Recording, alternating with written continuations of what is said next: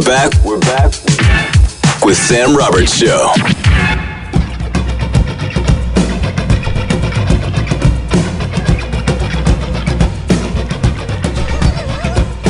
Welcome back. Sam Roberts Show. Chris DiStefano is here. Chris DiStefano. You know him from the History Hyenas, Chrissy Chaos. He's got It's Just Unfortunate on Hulu. And, of course, Madison Square Garden on New York's favorite date, September 11th. It's what it is, baby. Get them tickets. Get them tickets. I appreciate being back here. I haven't been back in this building in a minute, and I always feel good because one thing I'm reminded of every time I step in this Sirius XM building is that black women like me. The black women who work in this building, the security guards, I got downstairs, I came in, I said, hey, I'm going up to Sirius XM. She was like, ooh, is that hair real? And I said, yes, it is. Yes, it is, as a matter of fact. She was like, you got that curl and everything, baby. And you do, because you know what it is? Yeah. It's a very, almost like 1950s, 60s James Brown thing going on. Do we like it's it? A pompadour. You like that? Chrissy like Pomps. That? Chrissy Pompadour. Yeah. And so I like it. And so she hits me like, feeling nice. I said, yeah. And she was like, ooh. And I heard it. She went, ooh, like that. And I was like, nice. This is great. And then I get up here to this floor, and I'm walking to the security guard, and and the one girl, the white girl, says he has to sign in. And then the black security guard standing up, the lady, she goes, you even make the pretty ones sign in? Whoa! I said, whoa! I said, a woman downstairs said she liked my hand. She was like, there ain't nothing to hate about it, baby. And I was like, nice. And I was just felt great. Wow. And then you come in here, and Danielle, our intern, walks in, and she just goes like this. She goes like this. Hi. Yeah, that's it. She doesn't care. She's not talking to me about my hair, about how handsome I am. She doesn't care. She's just in her white world. Right. In her dumb white world. Right. You want to be in black people's world. You do. That's the world that I want to live in. And is this new? That's why I've moved to the Bronx. You moved to the Bronx? No. Close, Westchester. Westchester's the best. Do you live in Westchester? Of course I do. Dude, let me tell you something. What's your First of all, address? let's talk for a few minutes here about property taxes. Let's talk about how, because here's the thing. Any old guy that yells at me about moving to Westchester or Long Island and saying, the property taxes, you got to pay those property taxes. Right. Here's the thing. Right. I do. But you know what? At least I'm paying for taxes for my property and for my kids to go into a school district that I like, that I kind of have a say in, and everyone's around. Because when I'm living in New York City, I'm still paying taxes, by the way. You pay 4% more living in New York City than you would in Westchester, Long Island. So there's that right there, okay? Whoa. So you could suck my ass, H&R Block. That's right. I know that. That's right. Take that to the bank. Yeah, take that to the bank. Yeah. And then you're paying for taxes of a city of some of these things I haven't approved. No. Some of these things, like, for example, I'm parked right out here right now, and I told Travis I'm going to do a little test right now. We'll do a little test because I'm paying 4% more taxes, still active New York City resident, to see I'm paying for a police force. I'm paying for the rules to be enforced. That's what I'm paying for. Family safety. Now, let's see. I'm parked outside this building in a commercial loading zone. And you just went street parking for this morning. I went street parking. I said, I'm not paying for the garage anymore because every time I pay for the garage, it's $90, and if I get a ticket, it's $60. So I'll win. I'll save Chrissy money. Discounts. But exactly, Chrissy discounts. I have to discount because I'm paying high property taxes. Right. So I do have to save money somewhere. Sure.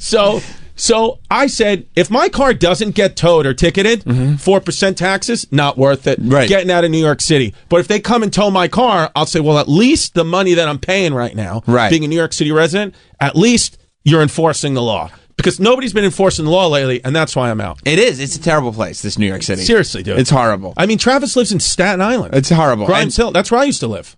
And he brags about it. And where Travis lives is nice. Yeah. I mean, Travis lives in an apartment complex where like all the wealthy people live. So it's a funny it's a funny thing to be like, ooh, Grimes Hill, and then you're like, yeah, I got a one Betty.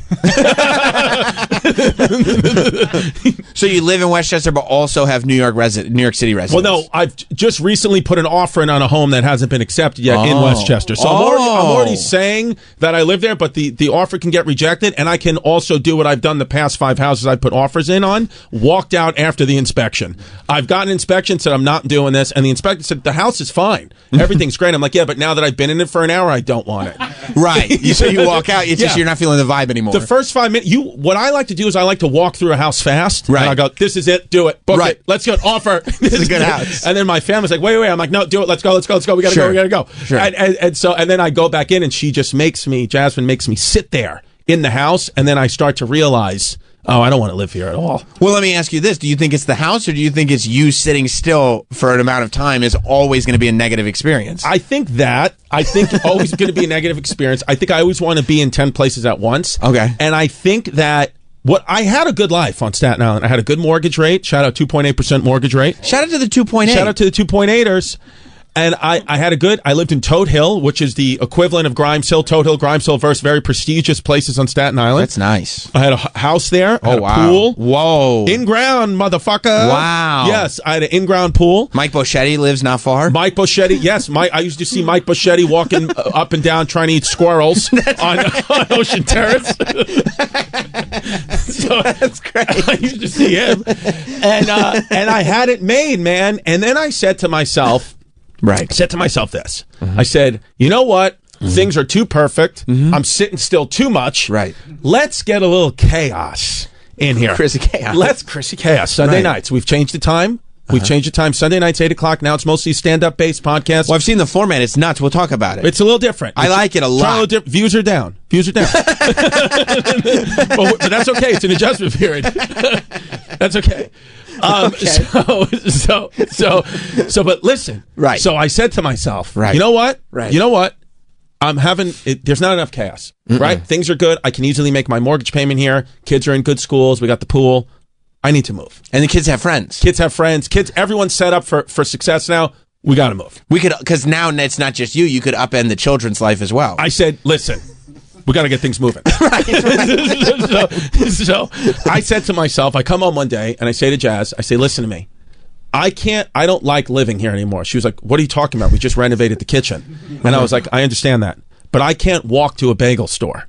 And she was like, but you can drive to one. I was like, yeah, but I need to walk to one for my creative flow. I need to walk to one. Oh, for your creative flow. That's what I said. Mm-hmm. I said, I feel like my career's stalling. She was like, you have Radio City sold out. I was doing the show like 3 days later. This is 3 days before I do Radio City. And it was sold out. Sold out. Completely sold out. That's a huge, I mean, for somebody to sell out Radio City sold out once, and that's the best thing they ever did, well, that means they had a great career. And I'm not bringing that up to brag. I'm bringing that up because I'm going to get to, there's a point to me saying that. None of this felt like you were bragging. Yes.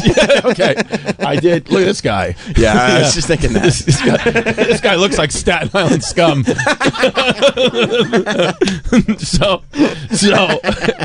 That's Mike. So I bring that up. Yeah, okay. Yeah. So because I had this is all happening in September of 2023. Now Perfect. September. Oh, so you're fresh out the pandy, too. Fresh out the pandy, Wendy, September 2023. Yeah. I have Radio City sold out on a Friday night. Very next night, theater at Madison Square Garden sold out Saturday night. Right. So this is a big New York moment for me, right? I'm a New York kid. This is like 10,000 tickets we have sold in a weekend. This is amazing. In iconic venues. Now, this is Wednesday of these shows are Friday, Saturday. Wednesday, I walk in and say, we're selling the house. Perfect. We're selling the house. Perfect. She was like, I don't think we should. I said, I need to walk to a bagel store. So she's like, all right, like, I don't know. So literally, I'm calling my real estate agent, who we had just bought the house from 18 months before that. I said, for sale sign, bring it over tomorrow. I want to get it going. It's got a brand new kitchen. She was like, didn't you guys just do the kitchen? Mm-hmm. And I said, yeah, property value just went up. She was like, that's true, but why do you want to move? I was like, are you going to put the house up for sale? Find the next person. Yeah, am I going to have to explain the bagel store thing to you, too? Like, I can't walk to a bagel store. You sold me a house. I can't walk to a bagel store. You're the asshole, not me. So, are there good bagel stores in Staten Island? Oh, yeah. Pretty good. Yeah, absolutely. Just drive. How long is the drive? Would you say? It was. I actually timed it because I will get to the point of the last 2 years of my life have been miserable. No, and my life has been turned upside down, and it's all obviously connected to these decisions that I made in 2023. Interesting. But the bagel store, and here's how good that bagel store was. Yeah. I've now driven multiple times from my house in Queens back to that bagel store on Staten Island because I missed the bagels, which is a 2-hour drive with traffic. So, good bagels. Good bagels out. That I was from my house on Staten Island to this bagel store that I loved. It was a 80-second drive. Right. 80 seconds. Yeah, 80 seconds. That's with traffic and stoplights. If I did it in the middle of the night, 30 seconds. 30 seconds drive. So anyway, I do these shows, right? We sell the house. Okay, we moved from a 5-bedroom home with an in-ground pool on Staten Island to a 2-bedroom apartment in Queens. Perfect. The movers. That's probably easy for the kids too. They're like, oh, this is how we're going to live now. Well, the kids, my oldest daughter thought it was like a weekend thing. She thought it was fun. Like, she thought I was joking. Like, she was like, oh, like, she was telling her brother, she was like, Daddy's doing like a thing where we moved everything into this, and then we live here, and then we'll move back. Like, she didn't understand. She was like, "This, we're going back to my old school in Staten Island." And I was like, "No, we're not. We're in a new school." How old is she? She's 9 now. She was 7 back then. So at 7 years old, she was like, "Well, this is too absurd of a premise for an adult to do. Clearly, this is a joke." She was like, "This is a bit. This is a bit." Like, you know, like Dad's friends with comedians. Like, this is a bit, right? And so she.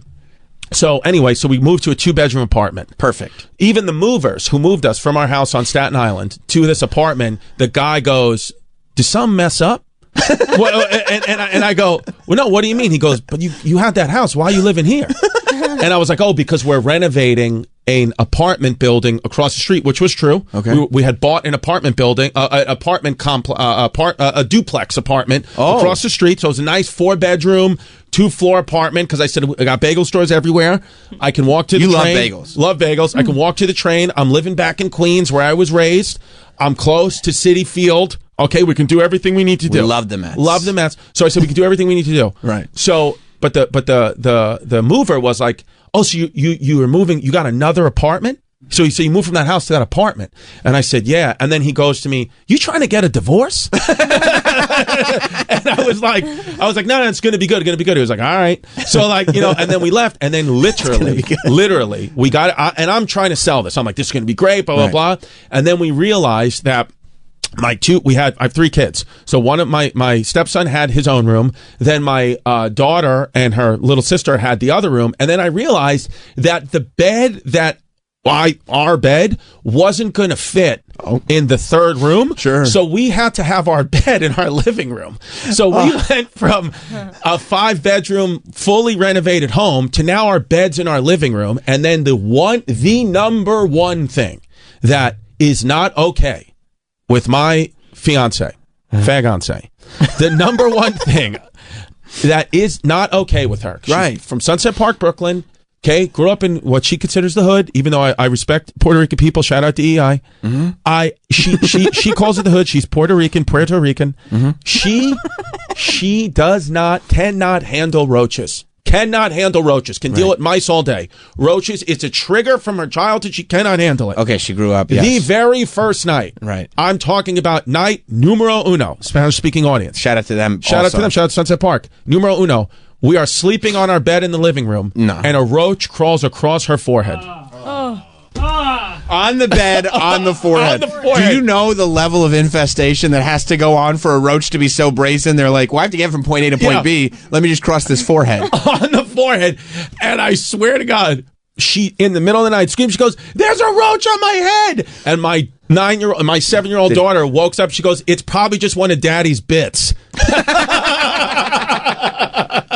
Yeah. Like a prank roach. Yeah, like a prank. April Fool's. Yeah, April Fool's. So within 24 hours, my life turned upside down. And then to make all And whose fault was it? I'm going to say the real estate agent on Staten Island. Yeah. So then in 24 hours, my life gets turned upside down. Now, to make matters even worse, that all happened. We moved out on a Friday, right? Middle of the night, Friday night, roach crawls forehead. Because we've had to talk about this in therapy. Not forget, you've neglected. Why would you have to go to therapy? Okay, we're going to get to that.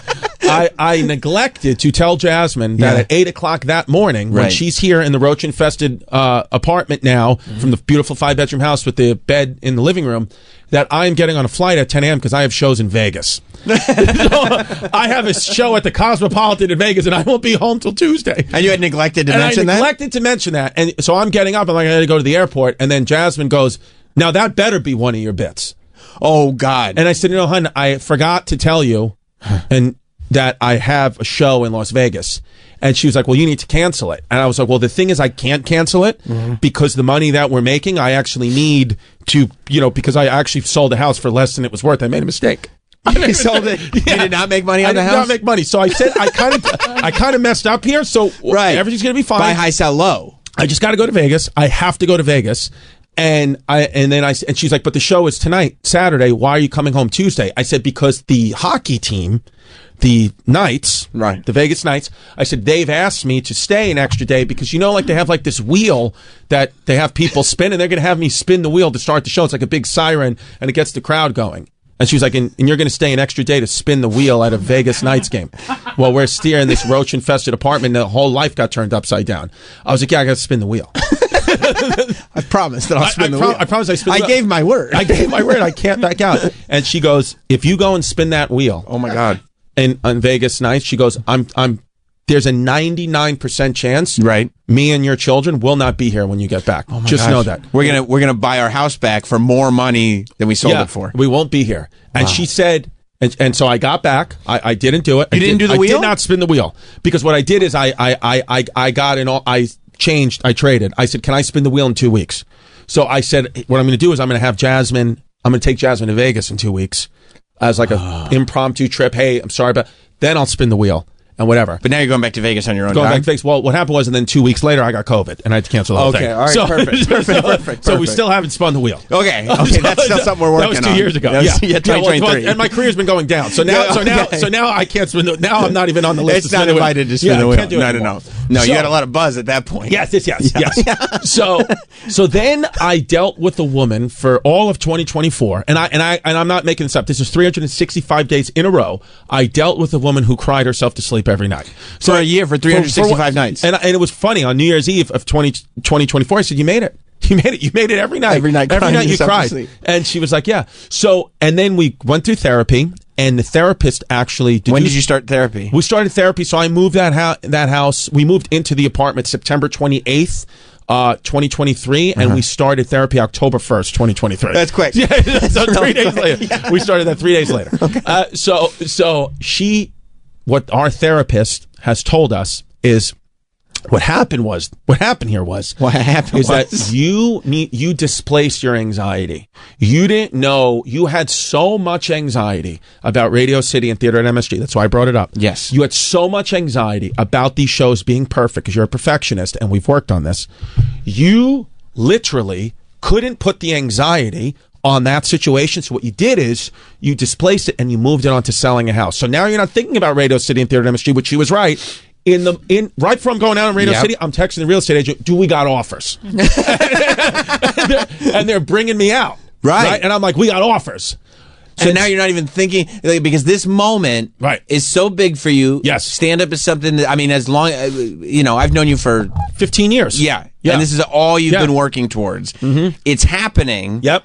And not only is it you need it to go perfectly, but just the gravity of the moment that, holy shit, this is actually happening is so massive that instead of dealing with it, you upended your whole family and sold your house. 100%. That's why I did it. Interesting. And so now we've been, so we move out of that roach-infested apartment. And why? Because there was roaches on our foreheads. Gotcha. And then remember that little piece of the apartment that we had that I bought? Like that I bought the duplex that I bought? Yeah, that fell through too. No. Yes, that fell through too because they looked at my career and they said, we don't understand how you get money one month and then no money the next month. They said, I'm Christian Chaos, baby. It's being a comedian. I buy, sell, and move, or shaker. And they're like, that's fine. So because this is a co-op, and we need to see proof of funds, so we need to know that your maintenance is going to be paid on time. So the only way we're going to let you move into this house is you have to give us, ready for this, buckle up. Okay. 10 years of the maintenance money up front. Yes. 10 years? 10 years. That's how much they had no faith in you. I said, do I get interest on that? It'd be in the market. Very I said, smart. nope. It's just going to be an escrow, and this is the money that we have, and you will not get it. I said, okay, so in other words, 10 years of the maintenance up front, fine. Crazy. It's a credit then. I'm not paying. You have the maintenance money. Said, no. That's 10 years over here. You have to start paying the maintenance the first month. So that we know, should anything happen, we got 10 years on you. You'll only get that 10-year maintenance money back when you sell. That's insane. So I said, I guess we're not going to do it. And the co-op people go, I guess you're not.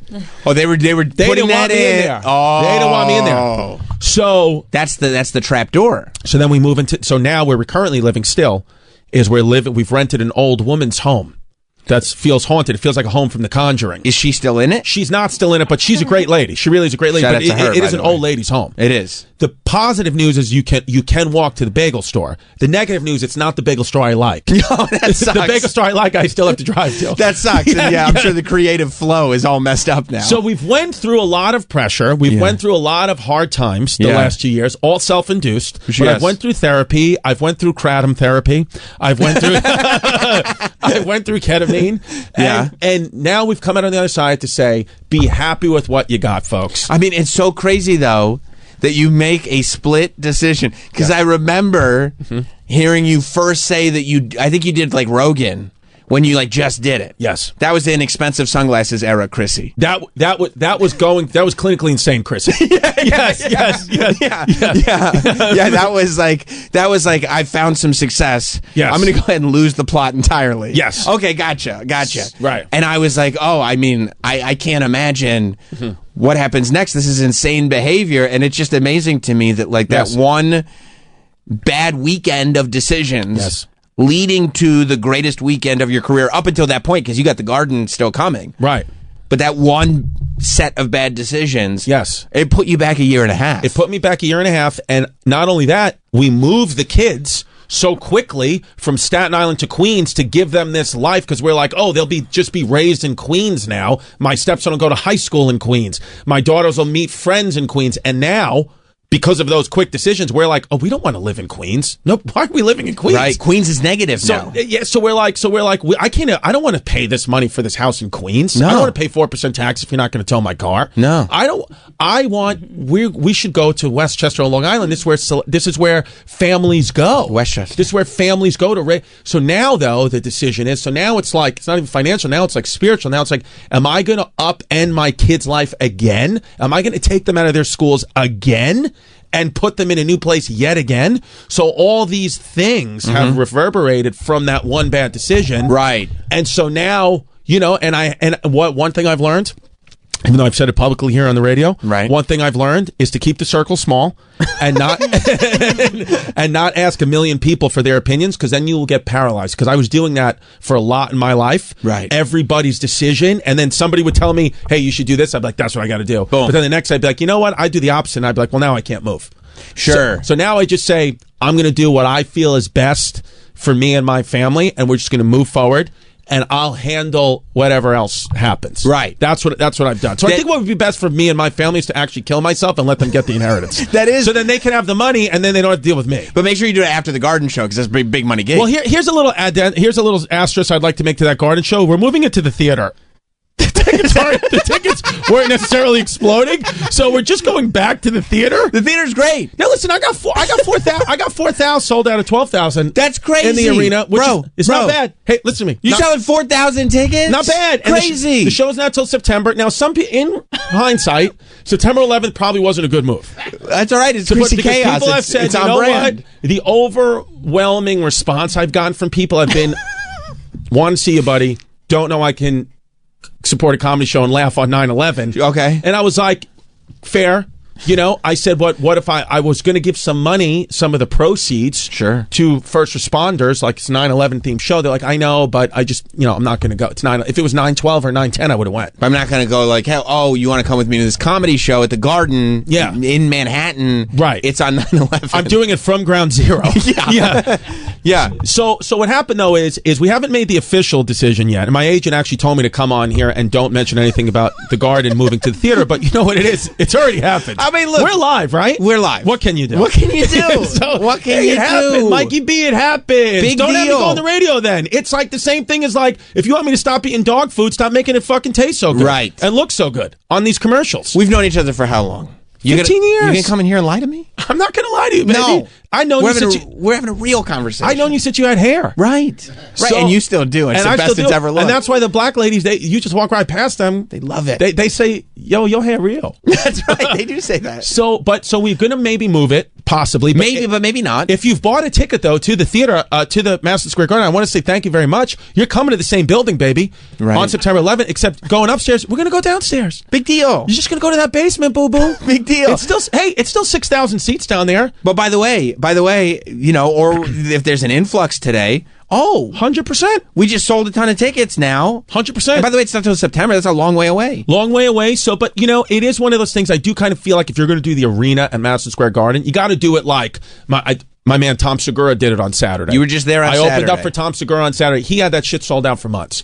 You know, Nate Bargatze's doing it, added a show. Matt Rife adding a show. You got to do if you're gonna kind of scratch and claw and get there, you're not ready yet. Go back down to the theater, folks. Right. It's no slight to still be able to do 5,000-6,000 in your hometown, bro. By the way, something has happened with comedy, right? Where they're like, no, if you're not playing arenas, that's what you're supposed to be doing. That's not what you're supposed to be doing. No. That should be like the weird outlier thing. Yes. You know, theaters is. Comedy is where was it's designed to grow and grow and grow until when you hit your peak. Yes. Theaters. So that's where you should be living. That's what you should be doing. And I would love these two bears, one cave convinced everybody otherwise. Unbelievable, dude. It's crazy. And I got to be honest with you. I am happy that I had the opportunity to open up for Tom Segura last night. I followed Redman. I saw that. Who was calling Tom Segura Tom Cigar. and Dead Serious said, yo, I love this man, Tom Cigar. I've been listening for years. Yeah. I'm like, it's Tom Cigar. Tom Cigar. And so he had no, obviously, so we told Redman, I introduced myself to Redman. I said, myself and Joey Coco Diaz are the openers. So, Redman, you're going to go up, do your thing.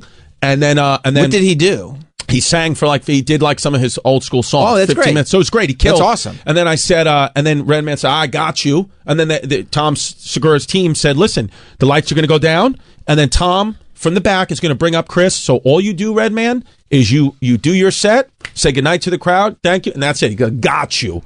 So Redman does his song, and then at the end of his song, he goes, now, y'all ready for the man you came here to see? Okay, no. Y'all ready? No. And then he goes, give it up for my man, Tom Cigar. And so Tom had to get on the Voice of God mic and say, no, Redman, no, it's not time yet. We got the openers. And then Redman comes downstairs and goes, yo, I forgot about y'all. And then gave us both pounds. Right. Didn't stay for the show, got in his car and left. Didn't come to the dinner, just walked out. And I respect him for that. But what I want to say is I'm happy that I was able to do that show to open up for Tom and hit the stage at MSG because I had no pressure. I had zero pressure on me. Where even when I did Radio City and theater at MSG in 2023, before I sold the house, I don't even remember it. It was like a blur because I was so nervous about where this 15 minutes, do your hits, then I get to watch Tom Segura do his thing. Yeah. Brought up Joey Coco Diaz. Oh. I felt every second of Saturday night. I felt like, wow. So I'm almost thankful in a way because it's looking like it's not going to happen for me at the arena 9/11. It will happen in the theater. So it's looking like I got to touch that stage. And by the way, maybe you will again. And maybe I will again. Here's the time, the good people at MSG have told me, hey, listen, you move it to the theater, it's all good. This doesn't affect your chances of getting to do the arena again. It's just about tickets. I had my my manager at the time thought that I could do the arena at Madison Square Garden and also Forest Hill Stadium, which is 14,000 seats, on the same day. He's on the same day. So we would call that is an oversell. That's what we'd call that one. Because I'm sitting at 4,000 tickets right now. He thought I could do 40,000. So what your boy's going to do is I'm going to go back to the theater. And here's the good news. If I go back to the theater, now I can come up. I can play Tarrytown Music Hall in Westchester. Well, I love Tarrytown Music Hall. I could do the Paramount Long Island. I could do Count Basie in Red Bank, New Jersey. These are great venues. We could do all what we like to call the tri-state area. We love the tri-state area. I could come back to the tri-state area, folks. Yes. Where I couldn't if I was just doing the arena. Everybody in the tri-state would have to come see me. Oh, that's interesting. Contractually obligated. Can't perform within 90 miles if you got a show on at MSG. Unless you sold it out, but I wasn't going to sell it out. You weren't? So now, I was not. Okay. But now if we move downstairs, if we go downtown to the theater, now we sell that out. We're already sold out at the first configuration of the theater at MSG at 4,000. I could just fucking lob it off there and say, you know what, we're done. That's what you see. That's my New York show. Boom, September 11th. But guess what? September 15th, come see your boy, Tarrytown Music Hall. Come see your boy, Paramount Long Island, Count Basie. That's great. Foxwoods. Plus, you don't have to worry about. Yes. I mean, the theater at Madison Square Garden is a huge gig, and you have to worry about it because you already sold 4,000. 4,000. You know what? Sabrina Carpenter will be upstairs. I'll be downstairs. Big deal. That's Who Sabrina cares? Carpenter doing her thing. You know who I saw at the theater at Tell Madison me. Square? Ricky Gervais. Exactly. Come on. Exactly. Come on. And it's like, it's already, dude. It's better. Here's the thing. Have I already not fulfilled my New York City dreams? Radio City already did it. Theater at MSG already did it. 2 Puerto Rican kids already did it. Already did it. I'm New York, baby. You're as New York Live by as the it bagel gets. store. Right. Look at my fucking hair. You got the Islanders logo on your jacket, but it's like the 94 Islanders logo. 95, like the Fisherman logo. I have to do the arena? Let Tom Segura do it. He'll have a blast. That's it, dude. At the time of his life up there. It doesn't matter. No. It doesn't matter. No. You know, man. And we'll do a Staten Island thing. You know, like when we do the theater at MSG. You know, Tom Segura at Red Man. I'm gonna have fucking. Right. I'm gonna have, you know. Sure. Mike Bichetti. Mike Bichetti. Yeah, I'll have Mike Bichetti open. I'll have. He'll be flossing squirrel out of his teeth. You know? Yeah, dude. I'll have Ghostface Killer come out. Ghostface from will the come Wu-Tang. out. You kidding me? Why not? I'll have Little Mo Mozzarella come out. Right. Start throwing semolinas at people. Right. Why not? Why not? Have a great time. I gotta, you know, so. Plus, it's you, it's Chrissy Chaos. Right. But with that being said, you know, and I also do have to move it for financial reasons because I don't know how I'm going to afford those property taxes in Westchester. Right. So if I'm not selling tickets, because the thing is, here's the thing: if you don't sell all those tickets at MSG, you're going to lose. You're not only going to lose money, you're going to like you're owe them money. Right. So it's like, no, dude, why don't we just all? Because imagine selling 5,000 tickets. You're playing at Madison Square Garden. Everything's good, and you're like, "Yeah, you owe us money." Yeah, and that's the other That thing. sucks. I got to feel like a loser for selling 5,000 tickets. Come on, That's a bad. Can't do it, dude. Nope. Can't do it. That's a bad spot for comics You to know? be in. To somehow be convinced that you're less than because 5,000. Are you kidding me? come on. 5,000. Can't be negative. Go back to the old days. Remember when you sold out a weekend at a club? That's it, dude. I did comedy What? for 8 years before I'm talking about headlining on the road. First thing I ever did headlining on the road, 2014. I went till 2021, so 7 years. 7 years. However many weekends that is in a row, maybe 300 weekends in a row, not one sold out show. The very first time I ever sold out one show was 2021. Did you get nervous before you would go to every club going like, holy shit, I don't think we're selling tickets? Like this is... No, because you just start to accept. It almost would be fun. I would go the other way. If there were too many people there, I'd get nervous. Because you're not used to I'd be this. like, this is crazy. Yeah, I can't perform for all these people. I think they have the wrong idea of Yeah, who I I remember am. my agent would give me these deals because the way it works with comedy is like you'll get a deal and they'll say, we'll give you this guarantee. And if you sell out, you'll get this. And I would always tell them, just cross out that if you sell out part. What's the guarantee? What are they guaranteed? What am I guaranteed to make? Because I can't factor in on the off chance you sell out because it's not going to happen. Right, let's heavy up on the front side. Yes. Yeah. Yes. So now you got a chance. Now I got chances. If I pick the right venue, I could sell. Yes. So it's good, dude. It's great. I feel like now I've been in the game long enough where I feel like I've now, to my fans, cemented a place where they'll fuck with Chrissy. If you're a fan of mine, 100%. you'll come with me. You'll be okay. And I think being unapologetically yourself has made it so you've got this fan base that is like, no, we love the chaos. We love Chrissy Yes, D. that's we who love, I am. Yeah, that's just, you Yes. leaned all the way in. I do want to apologize to some people who did buy front row tickets at the arena at Madison Square Garden who are paying top tier to now see me at the theater. But it's going to be a better show. But it will be a better show. You're still in the front row. You'll be closer to me than you would at the arena. Right. But it's just what happened. And I have been told by Live Nation that I can't give you your money back. So, and that's on me. That's what it is. Yeah, but by the way, it is what it is also. It is what it is. That did say right there in small print that these tickets are final at proof of purchase, and it's just what it is. And in the event he moves it, it's just you're going to have to just deal with that. Yeah, has every decision you've made turned out great? No. Hey. No. So? At least you guys have a house. Right. Right. Remember that Staten Island house? Yeah, with the dude. pool? Yeah. Yeah, and I remember, and I sold, and here's another fun thing I did, is I sold the actual, handover of the house. Of when I sold that house was October 7th, 2023, and I sold it to a Palestinian family the day that Palestine invaded Israel, and all my neighbors in Toad Hill were Jewish. So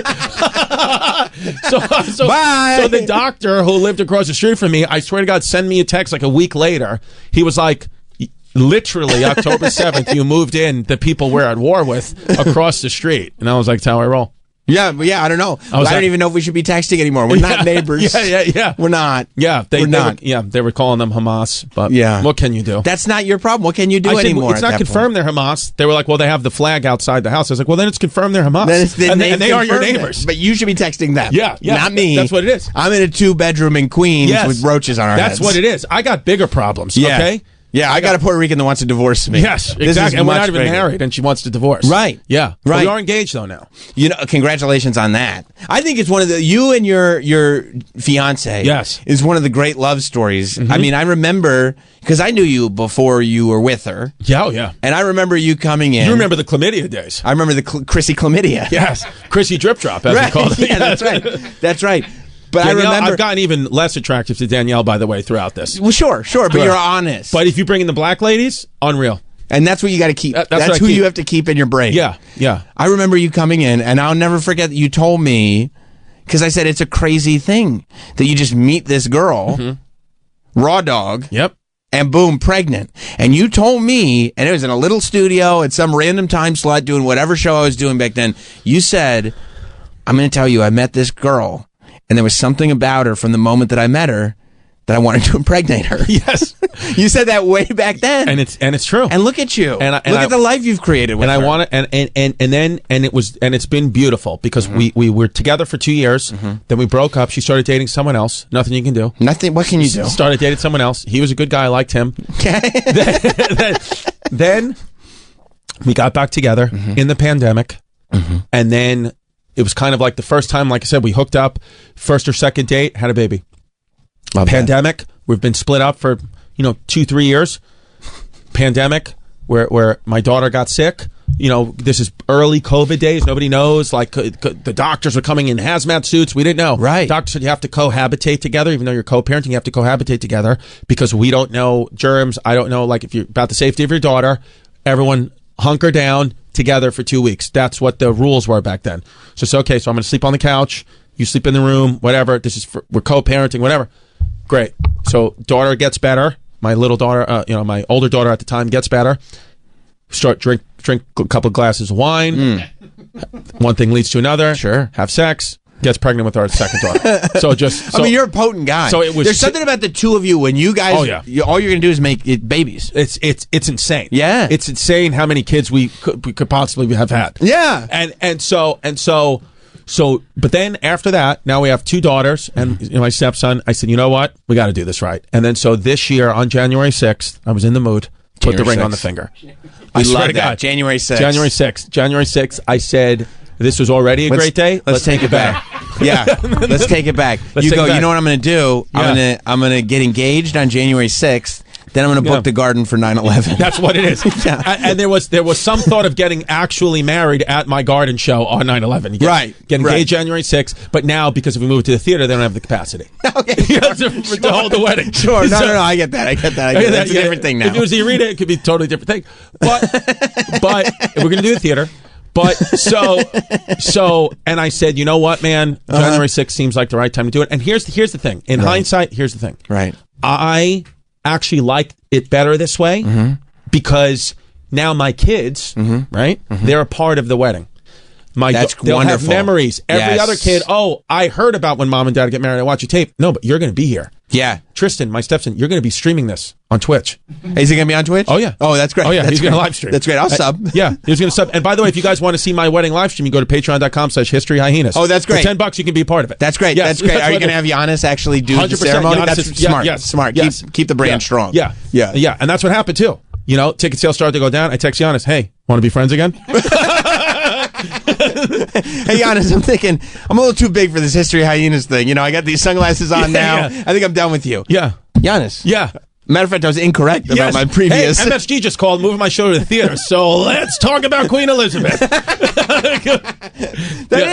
it's a sound decision. It's fun. And you know what it was with me and Giannis? We got back together. We said because we were talking. We had a falling out, and then we started talking again over the years, right, little by little, and then we were like.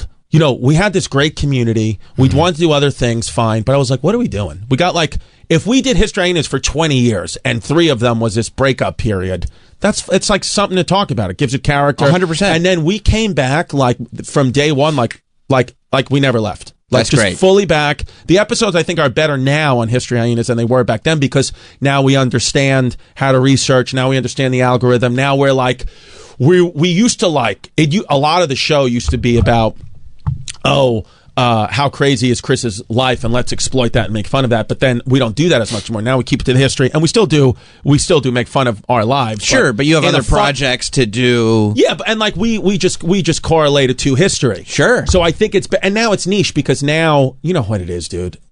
Really, another podcast with two white guys just talking about nothing doesn't work. No. So we get very specific. So we have a smaller fan base, but they're mightier. Yeah, because yeah. They're like, of course. if you don't like history, the show may not be for you. My pitch, though, for people who don't like history is: do you want to have a fun fact at a party, though? Right. Listen to our show. You'll laugh along.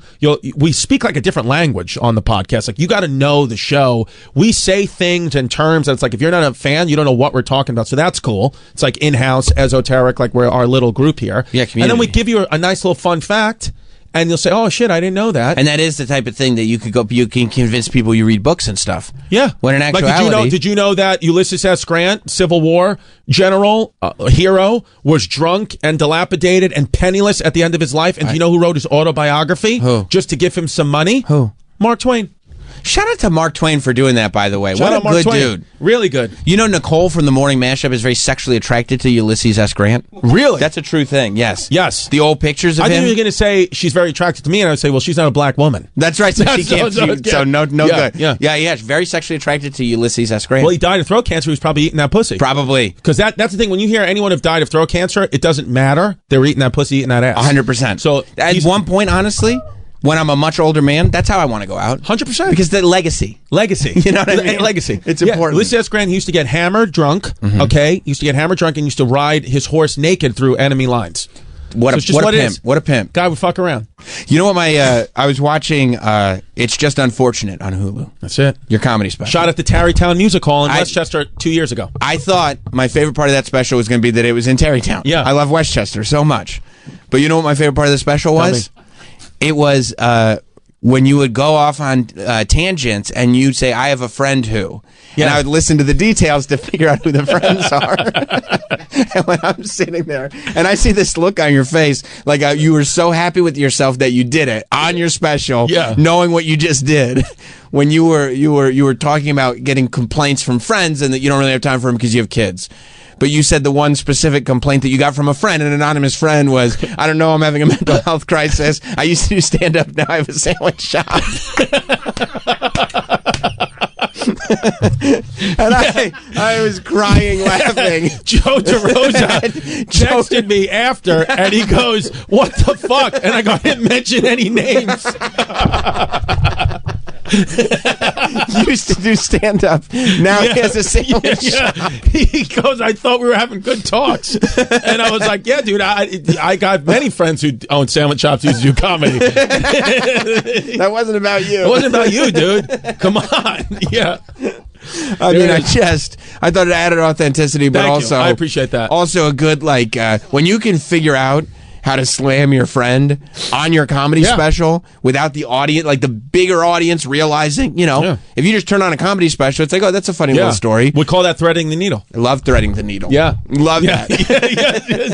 Yes, that's one of those things, man. And then, that's still up there on Hulu. Bill Burr's just went up. Yeah. Hulu's making a real play. Every month, Hulu has put out a different special. Yeah. So they started in November with Jim Gaffigan. Then I think December they had Alana Glazer. January they had Roy Wood Jr., but then February, Black History Month, me. Boom. Because they knew the black women liked me. That's great. That's what they said. They did that for them. They did that for them. That was they for said them. Roy Wood is black, yes, but he's not doing Black History Month. Look at the hair on this guy. Exactly. Black women like that hair. Not Danielle. Danielle hasn't watched it.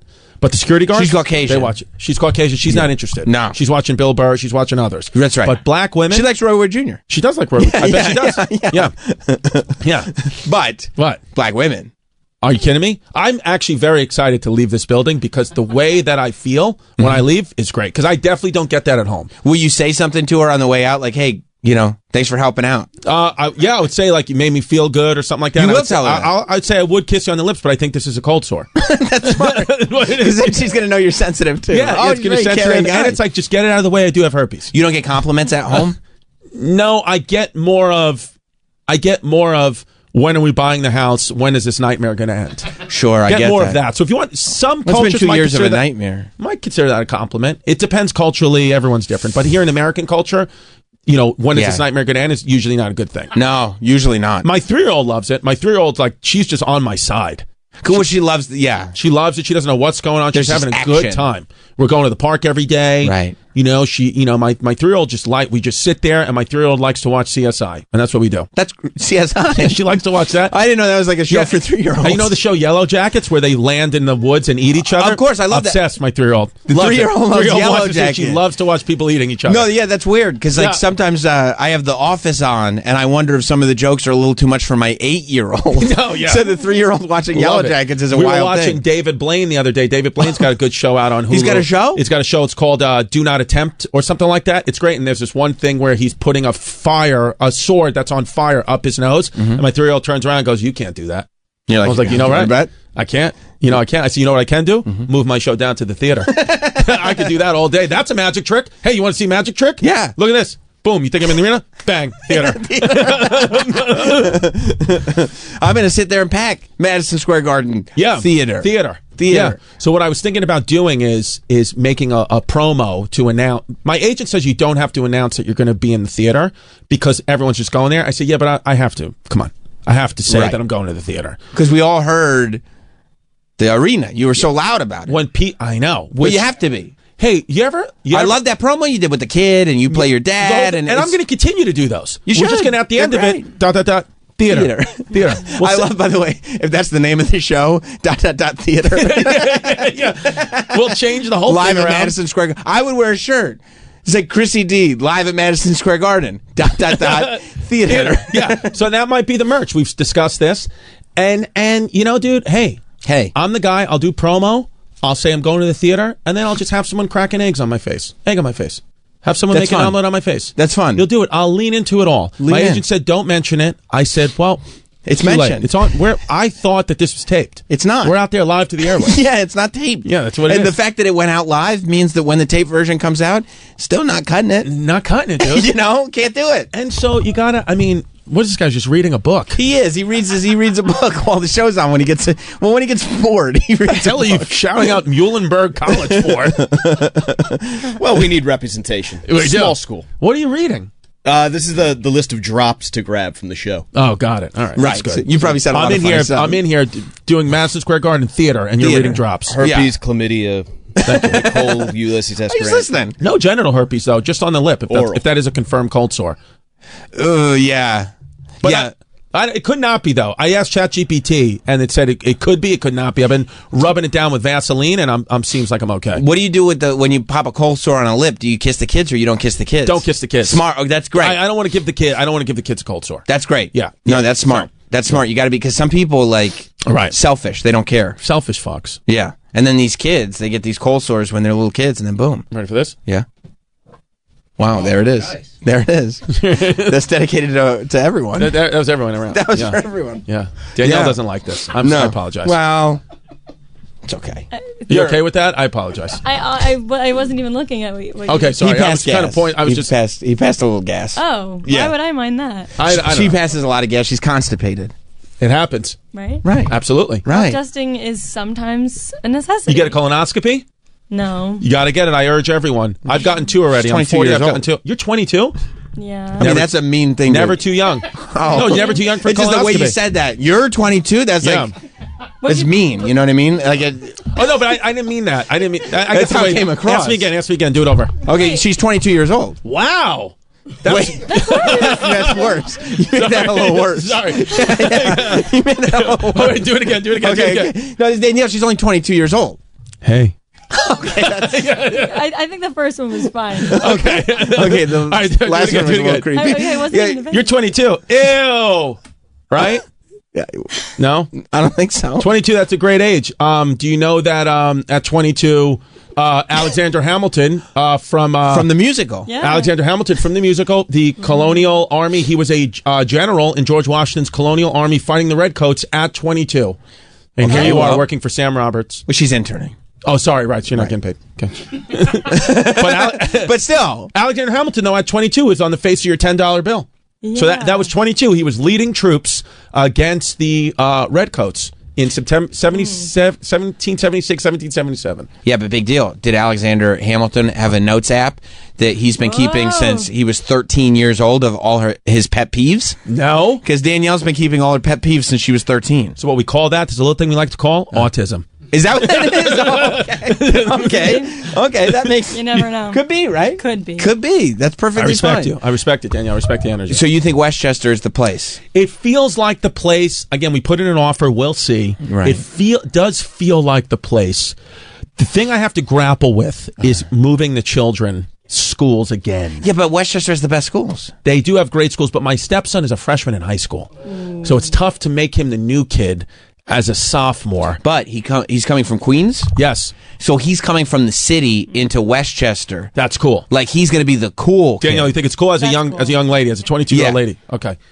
Yes, and then Like if you go into a suburban school district and you're like, oh yeah, no, that's the new kid. He's from Queens. that's cool. Instant credibility. Right, they like that. They like that. Better That's sophomore year than junior or senior. Sophomore, if we're going to do it sophomore year. sophomore. And then my 9-year-old daughter, she loves it. She goes, I can't wait to be the new kid. I love to reinvent myself. At 9. That's what she said. That sounds like you. That's what she said. Yeah. We have the same personality. As Jasmine has said, the only child I really truly worry about is our 9-year-old because she's you. a clone of you. Personality-wise, Oh, she boy. looks like Jasmine, But she acts got like your me. personality. Yeah, so I was like, "Oh my, That's amazing. yeah." So it's going to be crazy, and so we got to watch her and try to keep her in line, if we can, because she is wild but she's great. She's like a leader, and it's amazing. But she has said she wants to reinvent herself, and my 3-year-old has just been like, as long as I can watch shows where there's cannibalism. Sure, they like have the Yellow Jackets in Westchester. As long as Yeah, they have yeah. Yellow Jackets in Westchester, It should be fine. She's good. So what made you an insane person in your insane phase? Oh yeah, right. So like. Because that's when, didn't you spend $100,000 on a watch or something like that? Yeah, but it's an appreciating asset. And it wasn't $100,000. Okay. It was much cheaper. Oh, that's good then. But here's the thing. I bought this watch right here. Beautiful watch. I bought that watch. That's the only thing I've ever bought, like a jewelry watch, because this is fucking Queen Center Mall. Sure. You know, this is $800, $600 maybe. Yeah. This is a real actual asset. You buy a watch like this, retail. It's a Patek, isn't it? No, this is a AG? Audemars Piguet. Yeah, An yeah. AP. AP. So you buy so you buy something like this, and then you spend a little bit of money on it, but then it appreciates in value like a home. Right. So as soon as I walked out of the store, doubled in value. So appreciating asset, but it's the only thing I've ever bought in all my career, years of doing comedy. I've only ever bought one thing, and it's this. And it was after I sold out Radio City. I said, you know what? Treat yourself. You're buying a new house. I like that. You know, you're moving. I'm with it. Get a watch. So that's the one thing I bought.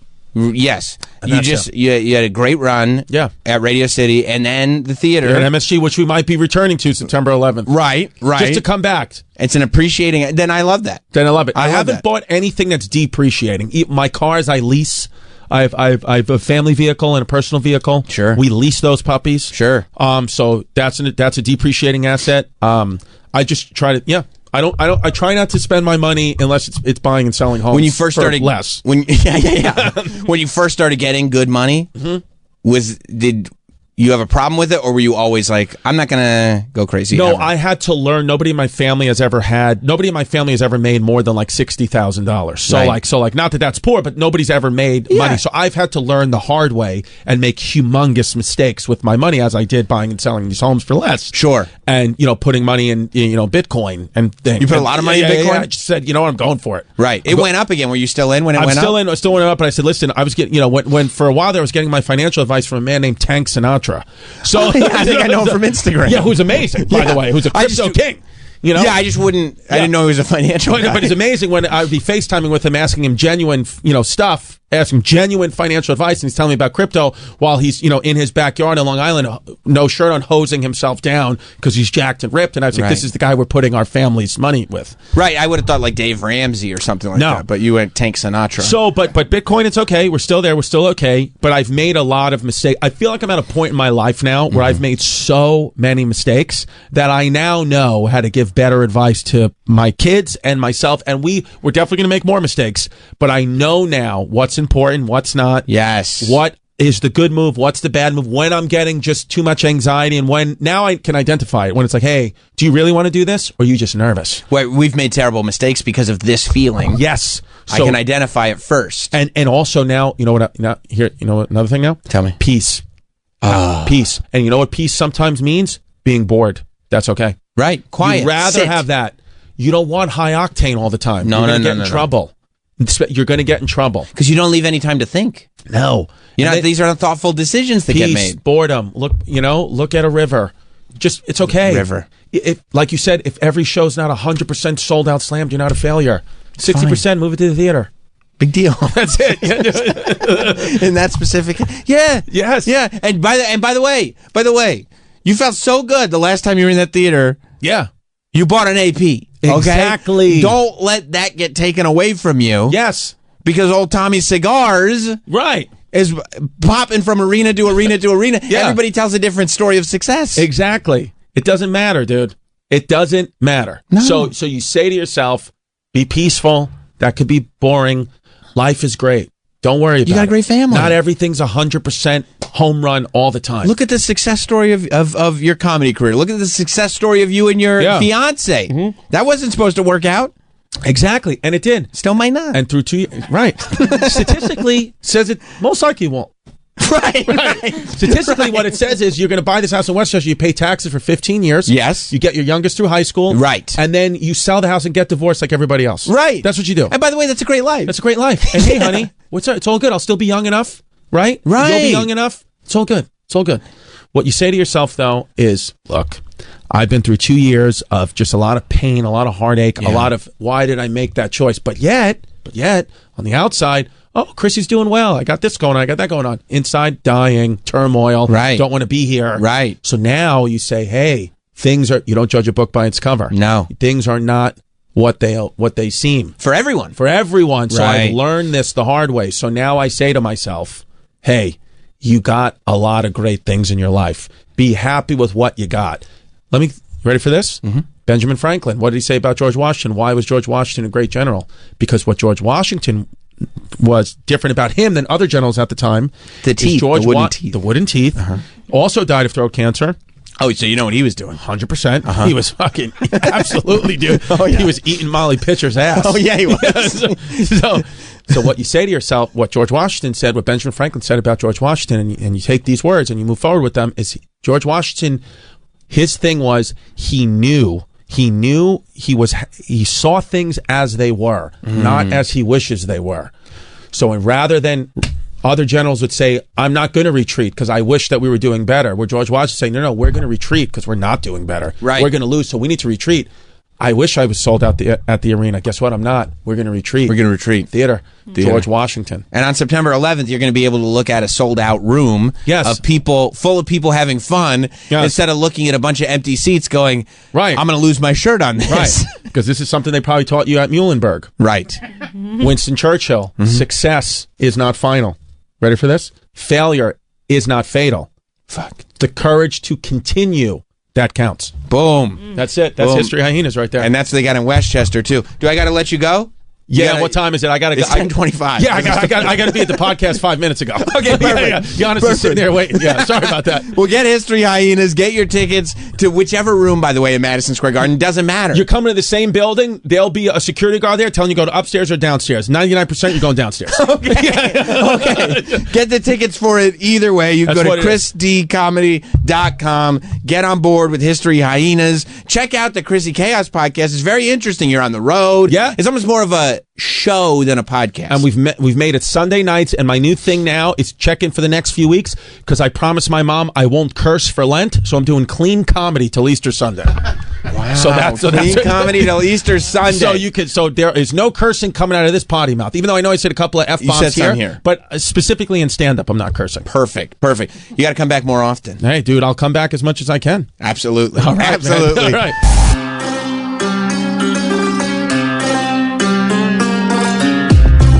We'll be right back with Sam Roberts Show. You're back with Sam Roberts Show.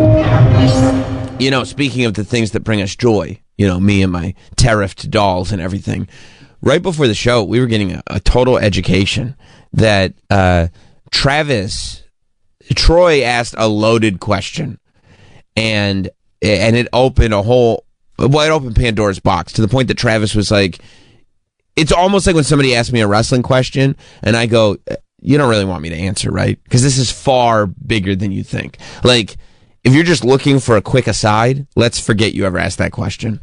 If you want to sit down and I'll tell you a tale, I'll school you. Right, then you can ask that question. That's like the conversation that I had with Andrew Schultz when he was like, can you tell me about Cody Rhodes? I'm like, if you want to get on the phone and you got nothing to do for the next couple hours, yes, I'll tell you about Cody Rhodes. Break it down. Yes, and he did. So Troy asked Travis if he would ever want to be the guy who plays Mickey Mouse at Disney World. No, he assumed I would and said that's what you should do. Right, like if you were to get a job at Disney World, you could just play Mickey Mouse. Like if this job ended tomorrow. Right. And Travis looks at Troy and he goes, he was laughing like Troy had just said something totally ridiculous. Because to me, I was like, yeah, if Travis wasn't doing this, he probably would be Mickey Mouse, right? That totally made sense. I feel like that if there was a plan B, that's what it would be. Mickey Mouse. Mickey Mouse. Right. He's got this Mickey Mouse plan. Produce a radio show. But then it's like, If that fell Be Mickey through. Mouse. If that fell, and you gotta, stuff falls through all the time. Go be Mickey Mouse at Disney World. That sounds right up his alley. I mean, he loves being there. He spends a lot of money to go be there. Right. Imagine if he got paid and he got to, I don't know if you're supposed to keep the Mickey Mouse suit, but you know how like when you work at McDonald's, you can kind of bring the shirts home. Nobody's asking. I mean, you have to. Right. So Yeah. it's like, I used to work at Burger King. We brought all of our uniforms home. Yeah. and then if you forget, oh, I need another uniform shirt. I lost Yeah. this one. You could keep it. You could probably do the same thing with the Mickey Mouse suit. You think you just bring it home? I think so. Or maybe you buy it. Maybe you. Like when you go to, like sometimes when you work somewhere, like, that you have to buy your flair or you have to buy your hat or something. And they'll be like, okay, you own it now. You own it. But that's your work. That is a racket, but that does happen. It's a total racket. Because you're going like, where would I wear these pins besides Chi-Chi's? I don't need this. Yeah. They got to know you got to buy the Chi-Chi's pins. Yeah, you have to own them. So Yeah. That way, but don't worry. After you're done working at Chi-Chi's, you'll get to keep them. You got to keep the pins. Yeah, you can wear them to any Tex-Mex establishment. So you think you just get to keep a fully functional, authorized? Yeah, I think you can sneak Mickey it out. Mouse. When you say functional, like how functional is it? It's You a can piss. costume. You could piss in it. Yeah, you can piss in it. Okay. Which is the cool. eyes are working. Like functional would be like, there's air conditioning in it. That's right. That's right. No, I think I know that if I did work there, that would be mission number one. I'd figure out purchase. Not purchase, steal. Steal. I'd figure out I get that costume out of Disney World so quick. There's 100%. Like, what do you got under your shirt there, Sam? Just like if I talk to these wrestlers sometimes. I'm like, you get to keep the championship belt. They're like, of course not. I'd be like, that'd be different for me. Oh, yeah. You'd never see that You'd belt. figure out a way. Oh yeah, my house would be full of every belt I ever won. I got a Slammy Award sitting in my house right now. Okay, don't even worry about it. So when Troy goes, Travis, you could just go be Mickey Mouse, and I go, yeah, that's a perfect idea. Travis laughs like Troy's just said the dumbest thing ever, and goes, you can't just go be Mickey Mouse. Yeah. There's a whole hierarchy. I was like, what? What? You don't just fill out an application? No. And so then we They start don't just post on their website looking for Mickey Mouse. looking for some schlub to jump in the suit, is what I figured. It's so funny that's such a coveted position. It well, is I mean, I wouldn't coveted. consider it a coveted position, but if you're going to be a character, Yeah. that's the top of the top. Okay. Mickey. Doesn't that make sense? I mean, I guess so, but like, What difference does it make? Just grab, I would think you just grab whatever suit's available and just throw it on. No. Oh, like okay. if you're a tall guy, you're Ronald McDonald. Right. You know what I mean? Like, you're not going to be Grimace. Right. Hamburglar. Right. That's right. You're too tall. You're too tall. Just paint up, put the red wig on. Get the hell out there. Right. It's not rocket science here. Get out of here. Yeah. Go wave to the children. There's kids. Make balloons. Pass a couple balloons out and get them to eat the McNuggets. Big deal. Big deal. No. But Travis, and I don't know, maybe it's like the alligator with the clock in his belly is the introductory level character. I don't even, I mean, My mind was blown. I'm like, where do you start? Yeah. Smee? What I don't happened? know. What happened? Smee. Travis could play Smee because he'd show up and they're like, oh, we don't even need a suit. Just put the hat on. You already look like Smee. But this has to be a thing where people are like, I really want to go become Mickey Mouse. I'm sure. How do I'm I do sure. this? There's that whole, and NSYNC didn't help. There's a whole culture in Orlando, like in theme park world, where people who really want to be famous they settle on the periphery of fame, and they become theme park performers. Yeah. Like that is where they found that makes sense. all the insane boys. That's big in LA because you're going there to Right. perform, and that's a job that you take. Right, like in Hoping to LA, be seen. it's almost like, well, when you decide it's time to like get a job that you can actually depend on the income, and you're like, I can't just keep going to auditions. Yeah, you'll go and get a job at Universal or Disneyland or whatever, And just hope that a big break comes along. and if not, at least you're performing. I guess. Is what you would It's say. like the people in the diners here, like the waitresses that sing. The Stardust, Yeah. the Stardust Diner. Like you ever walk past that place and just see like a block long line You're like, really? Yeah. This is where you guys want to for go? a $30 hamburger? It's not even that good of food. It's terrible. Right, I want to spend $42 on 6 chicken tenders while they sing in my ears. And the place is packed every single day. Well, they do Little Shop. It's just rubes. That is cool. It's pretty cool. Yeah. I can't remember seeing a bigger tourist trap. Like, Then Stardust Diner. oh my God. It's Times Square. It's New York. It sucks. It's authentic. I miss Sbarro. So then, Yeah, you don't just get to be Mickey. so you said something right before we went on that was fascinating to me. That because I'm thinking the hierarchy is character based, but you said no, that it's like you can't even meet the people at first. At first, you start on the parade floats. Well, yeah, like from what I understand, and They I keep don't- this. I don't tight. know everything, obviously, but like, yeah, you start first. I mean, it's a whole bunch of training. You have to learn how to act like a specific character. You have to learn how to interact with people. You have to learn how to not talk. You have to learn how to like pose. Like everybody's got their Goofy's got his own pose. Mickey's got his own pose. Blah blah blah. But yeah, you don't get to just like jump in and become Mickey Mouse. That blows my mind. Yeah, I mean, what's the difference between Goofy and Mickey? I guess one's a dog, one's a mouse. One's a dog, one's a mouse. You think it would just be like who shows up that day? No, Right, it's right. not who And it's shows like, up. it's like a lottery. It's like, I'm number 3. Okay, that's Goofy. Yeah, I don't know. See what costume's in there. Whatever costume's in there, we need someone to wear it. Get out there. Right. And you're just trying to make sure you don't get the one that the guy who stinks wore yesterday because it still smells like him. All for $17 an hour. Is that how much they earn? Yeah, they don't make a lot. Yeah. Because they do it for the glory? No, I don't think they do it for the glory. I think because it's just a low level Oh. paying job. Oh, okay. I don't think it's because waitresses don't make a low wage for the glory. For the glory of it, to say I was a waitress. Okay. I thought, for the glory of getting to be these characters that you get to say I'm Mickey, $17 an hour, I'll do it for free. I can just say I'm Mickey now. Nobody knows who the hell's under that suit. No, it's like a. You can tell. You know in your heart. Everybody knows. Bro, everybody knows there's no way you're Mickey. No. Why? You don't have the leadership qualities.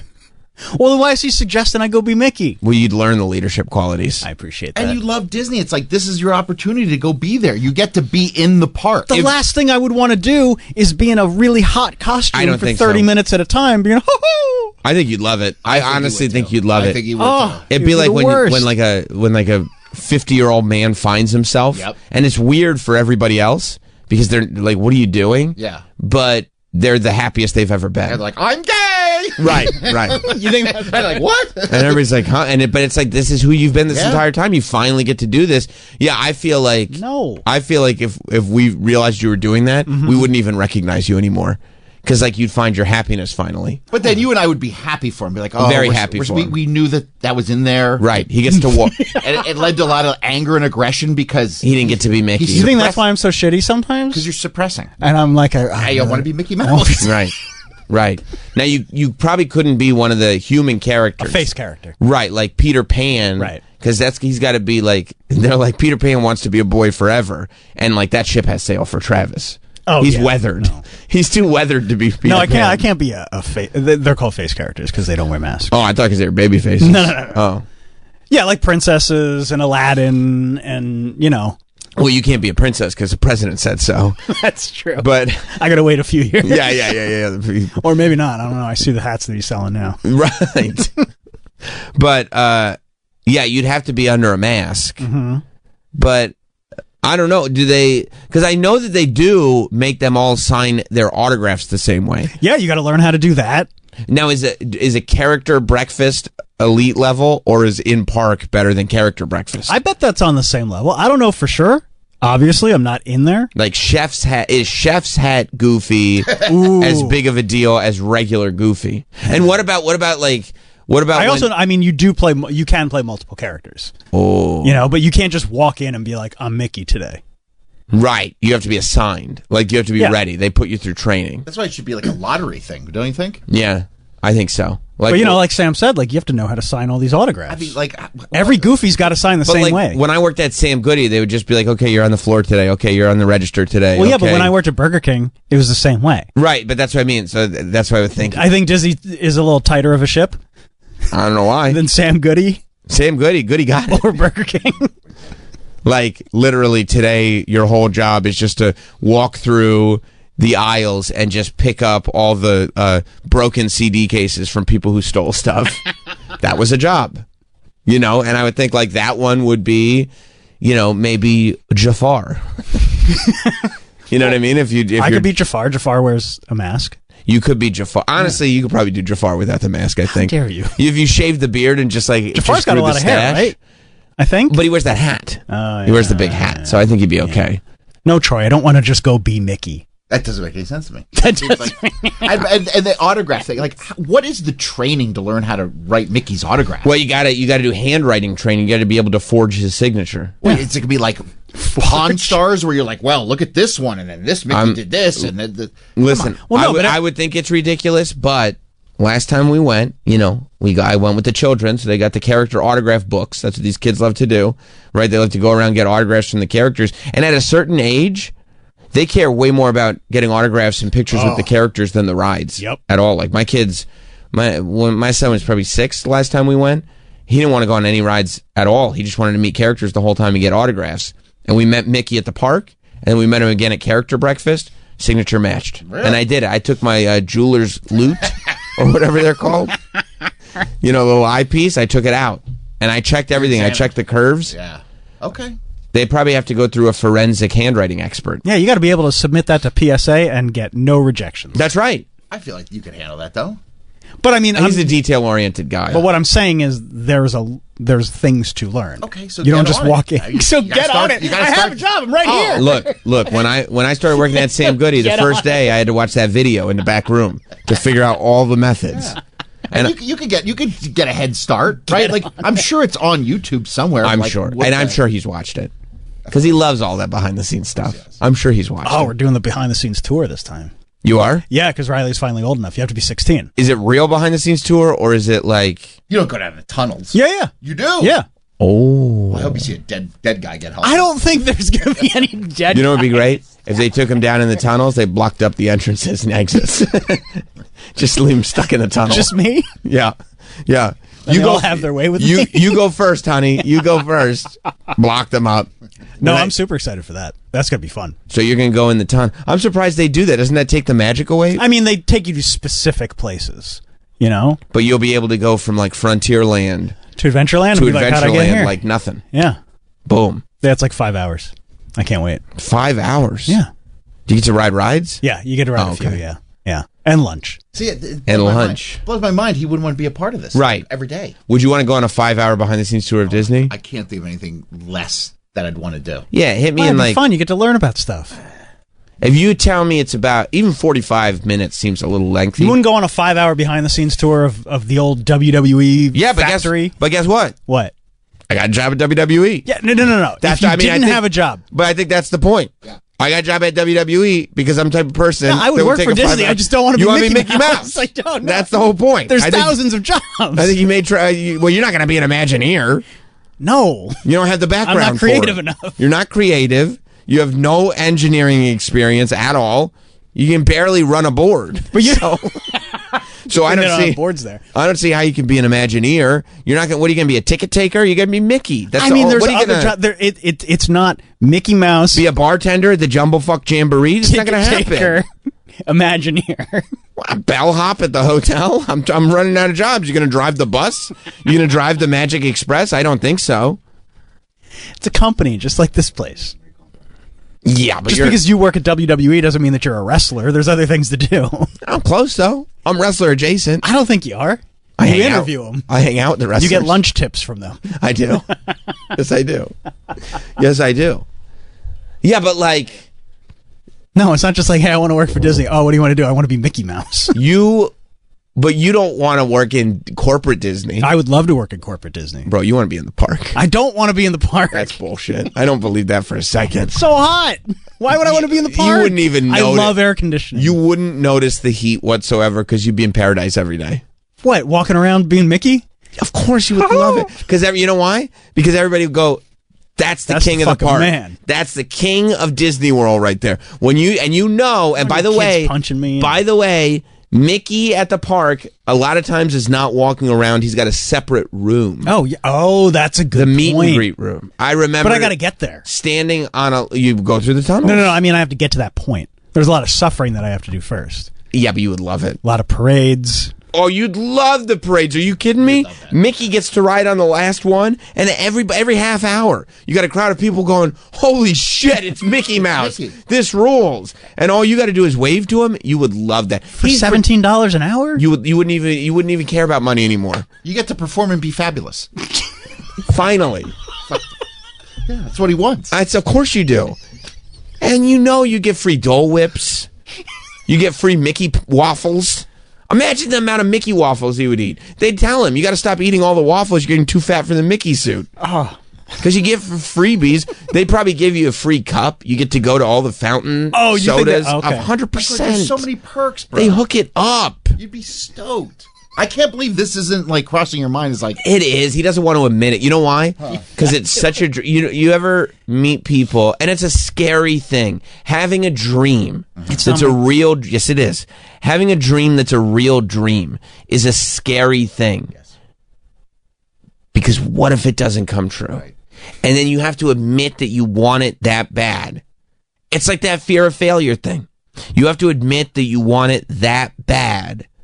And then if it doesn't come true, there was a thing on your deathbed. There was a thing that I wanted more than anything. And I never got it because I never went for that's it. right. And that's him as Mickey Mouse. Do you think that's why I'm 100%. on edge a lot? 100%. Because I have you're an- suppressing who you really want to I have an unrealized dream. And yes, of course. I want to be fabulous. Of course. and dance and Be- perform. well, you want to perform You're a you want to performer. perform as Mickey Mouse.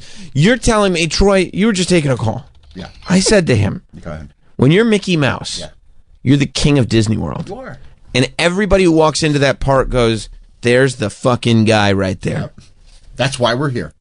You don't think he would want to be that guy? Of course he would. It's literally his favorite place on the planet, Disney World. Literally. He's like running himself into the ground financially just so he could be there again. He's going into severe debt. Severe debt. Yeah. Like, And he's going down at the worst and by the way, time of year. and by the way, None of this is my and decision. by the way, his daughter's going to feel it later in life. When she goes, there's nothing left, and he's going to say, "Wow, you wanted to go to Disney World," did you and have she's fun? like, "You gaslit me into going to Disney World. I didn't even really want to go." You think I'm gaslighting her? A little. You think she wants to go somewhere else? She'd prefer it. Okay. Who wants to go to Disney World for a Sweet I mean, 16? especially for the 50th time. I mean, yeah. I watched that Super Sweet 16 show over and over and over again. Mm-hmm. I didn't see one Disney World episode. Not one. And Zero. Let's be honest with you. Like, it's cool, but it's like, okay, you've been there, you've seen it. Like, okay. Saw it. I haven't been on Tron, Tron. and I haven't been on the Guardians of the Galaxy roller coaster. Sure, it's totally different. So get out of here with the whole, like, you've seen it and done it. No, that's true. He hasn't done the Tron ride. Tron. Okay, we need Tron. We love Tron. That looks awesome. I'm sure it is. Tron. Is it worth going into debt for? Into debt. It's not about me. Into debt that is going to put your family back generations. Generational Yes. debt. Generational debt because of this trip. Because you don't want to wait on the lines. Oh, God, no. You know? Yeah. It's terrible. It's so hot. Yeah, no, dude. There's no way you could convince me. That's like if I said to you, no, I would never want somebody to slam me through a table. You'd look at you both. Everybody would look at me and go, "That's total bullshit." We all know you would want to get slammed through a table. It sounds so fun. And I would tell you know what, guys, you're right. I would love to. Maybe I will never do that, Every single day? but I would love to get For slammed 8 hours a day? 100%. If that were my gig, yeah. And they go, what do you get paid to get slammed through a table every day? I go, I don't even know. I don't even think about it because it's my dream. He's over here talking about $17 an hour. Like, he would never even be thinking about money anymore because he'd be living his paradise. Yeah. I mean, I still have a life. That would be your life. You live in Florida. Yeah, Awesome. what would you do? You'd take off the Mickey outfit, you'd go home, you'd look at all your Mickey statues. Yeah. You'd wait. This is what you'd do. You'd sit in a chair. No, because then I'd be like, I'm looking at myself. You'd sit in a chair. This is what you would do. Go ahead. Because you'd have to move to Orlando, obviously. Of course. Which is a great thing to have. I'm not against Right. that. And You got me there. you would sit there. Maybe a couple times a month, you'd hang with Troy. For But- sure. For sure. Yeah. But other than that, We'd you go to would- Volcano Bay. You would get home from work. I like that. You would sit in a chair, and you'd wait until the next time you got to go to work. You think I would just... That's it. What do they call it? Free ball? Yeah. You'd just be sitting. You'd have a cozy chair. Raw dog. Raw right? dogging. Free ball. Raw dog. You'd free ball Free ball, too. free ball in Mickey's outfit. That's right. You would do because that'd Right. be your outfit. You'd own it. I would get home, You'd sit in your chair. raw dog, Yeah. eat some dinner, obviously. Watch Snow White. Watch Snow White. Probably, yeah, you'd the have- new version. New version. New version. That's your favorite Disney movie. The new version, live action Snow White. You'd put on in the background, and you'd stare out the window, and you'd just look at the sun, and you'd wait for it to go down, and then come back up, so you could go be Mickey again. Can I ask an important question? Sure. In this scenario, where's my family? I mean, you forgot they left. about them a long time ago. They left, and you let them leave because some things are more important. But they would love to live in Orlando. They probably still do live in Orlando. Oh, just not with me. Not with you. Because Down I- the street. It's like literally right down the street. You never see each other. Because I've now. realized my dream. Right. There are things that are more important. Being fabulous. Performing. And performing. And being Mickey and being the king of the park. And then what? There is no and then what. That's it. And then you die. You ride it till to take your last breath. You think they have 50, 60, 70-year-old people acting as Mickey Mouse? Yeah, man. Yeah, you take off the hat and go, oh. And I look like Mole Man? Yeah. 100%. Nobody would know the difference. You'd smell all musky in there like an old man. Imagine how heartbreaking that is for people. Like, hey man, just to let you know, you can't be Mickey anymore. You got too old. Like, Yeah. you'd just be like, It's all I know. this is my. But I love being Mickey. They go, didn't you used to be a radio producer? And you go, I forgot all about. I don't remember it. I put it out of my head. That sounds familiar?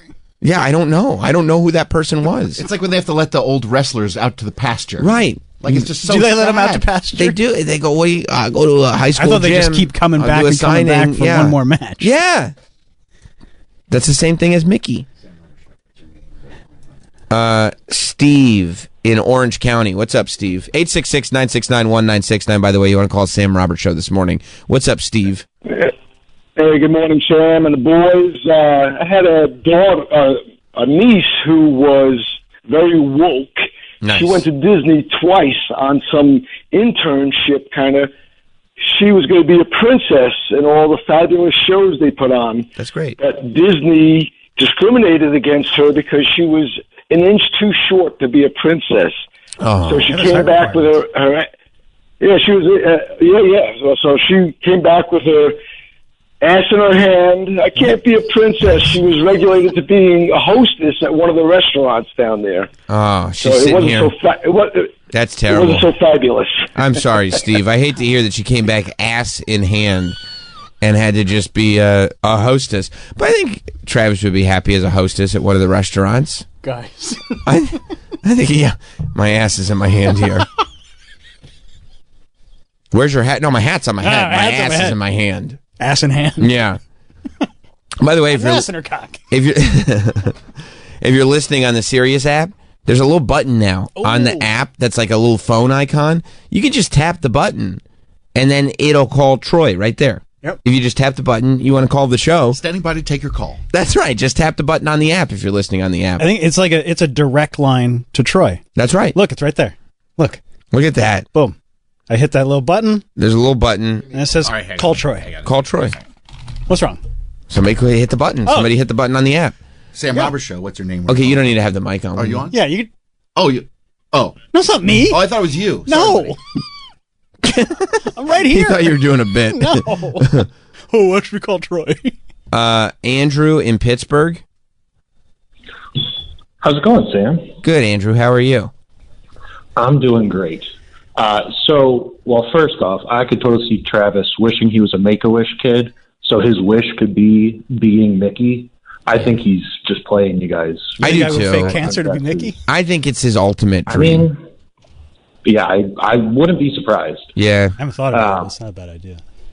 You thought about it. yeah, he did. But my dad did the college intern program in the 80s, and he's at Disney, and he said one time he was walking through those tunnels and saw Mickey holding the Mickey head while smoking a cig, and it totally ruined the magic of Disney for him. He said it was never the same. Yeah, you're not supposed to do that, but that's so funny. Even as an intern, he was like that's supposed to be kind of the inner circle, and it was like, no, that destroyed the whole illusion. Also, I also love that in the 80s, like there was a possibility of Mickey like just reeking of cigarette smoke when you met him. Oh yeah, he said that internship program was crazy. They would go on on their off days, they would do these international water cruises where they would just go out at night, smoke, drink, gamble, come back. A bus would drop them off at the campsite they stayed at. He said it was nuts. I mean, it was, pre-social media. Thank you, Andrew. Pre-social media was a fun time. It was the best. When just stuff happened, and even if somebody ratted, you could just say, that guy's lying. That never happened. That didn't happen. And you were done. I mean, what are you going to... Look, his word against mine. Who do you want to believe? Anyway, I got to go put this Mickey outfit back on. Mike in Massachusetts.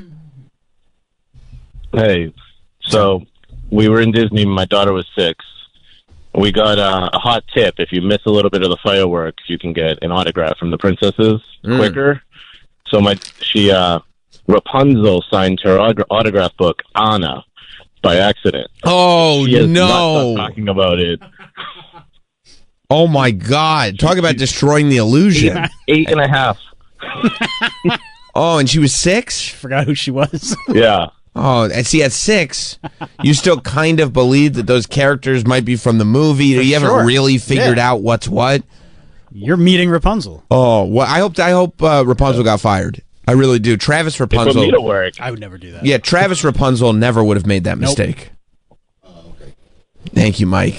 You got to be method. So bad. You got to be method if you're in there. This is a big deal. People, I can't imagine. It's like Triple H signing to Paul. Yeah, what? Going into or signing it like Terra Ryzen. Oh, I forgot. I'm not Terra anymore. That's a good idea. You should be Rapunzel.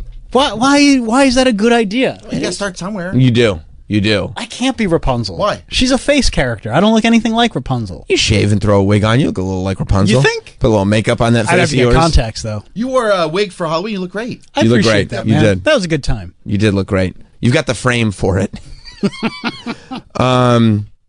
Let me find my mouse. There it is. Let's go I'm to... right here. Oh, I like that. See? Now you're living the gimmick. Kramer in Pittsburgh. Our pal Kramer. What's up?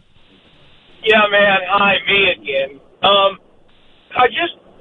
I understand, like, Sammy, he went and he played with wrestling dolls, and now he does the wrestling thing and makes money, and Hell yeah. Troy did Hand the over fist. music thing, and Troy makes money doing music. Hand over fist. And then Travis, I don't understand, like, buddy, whenever I was growing up, I watched the Disney stuff too, but the first time I saw a pair of titties, I never watched Fantasia again. You never seen titties, Like, Travis? How did you? Still waiting. How did you stay with it? Where did this come from?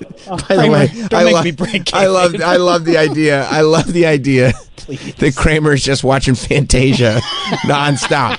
He's like, oh my God, this is revolutionary. I love Fantasia so much. And then he hooks up with a girl, and it's like, well, I'm done with this Fantasia nonsense. Like, he never moved on, never watched Aladdin, never watched Oliver and Company, never watched any of them. I'm just wondering, like, how did he stay with this for years? Because He loves I it. mean, let's face it, there's hundreds of thousands of people like him, and Listen. I saw that Instagram thing that guy was talking about last week, the fat chicks on rides. That's insane. Listen, you're right, Kramer. You're not wrong. I get it. It's nuts, but he loves it. This is his love. And I don't think, I mean, listen, thank you, Kramer. I think that things that people develop passions for at a young age, you got to maintain it. You got to hold on to that connection. Otherwise, because this is what happens.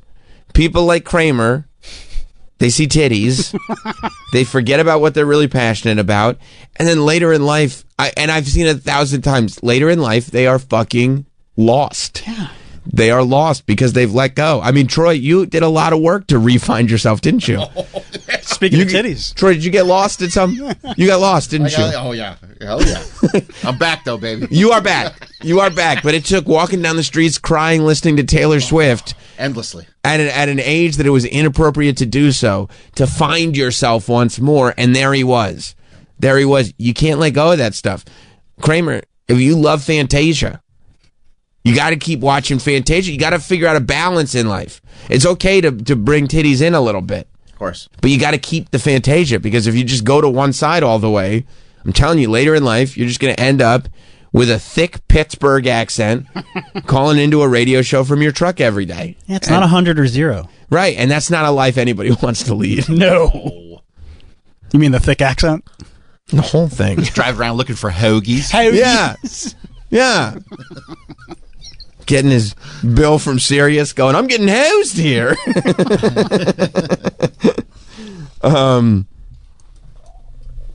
Let's see. Kyle in Alabama. Hey, man, I was going to defend Travis a little bit. One, Good. Travis, Guardians of the Galaxy ride is probably the absolute best ride I've ever been on. I can't wait. All right, but look, you could just go to Hershey Park and go on the Reese's Peanut Butter Cup roller coaster. Yeah. That one's good, too. Fuck up. Dorney Park's got a new one. That's probably great. I've heard bad stories about that. Well, you don't want to go on teen night. No, don't go on Halloween tea night. Yeah. You'll get your ass kicked. That's right.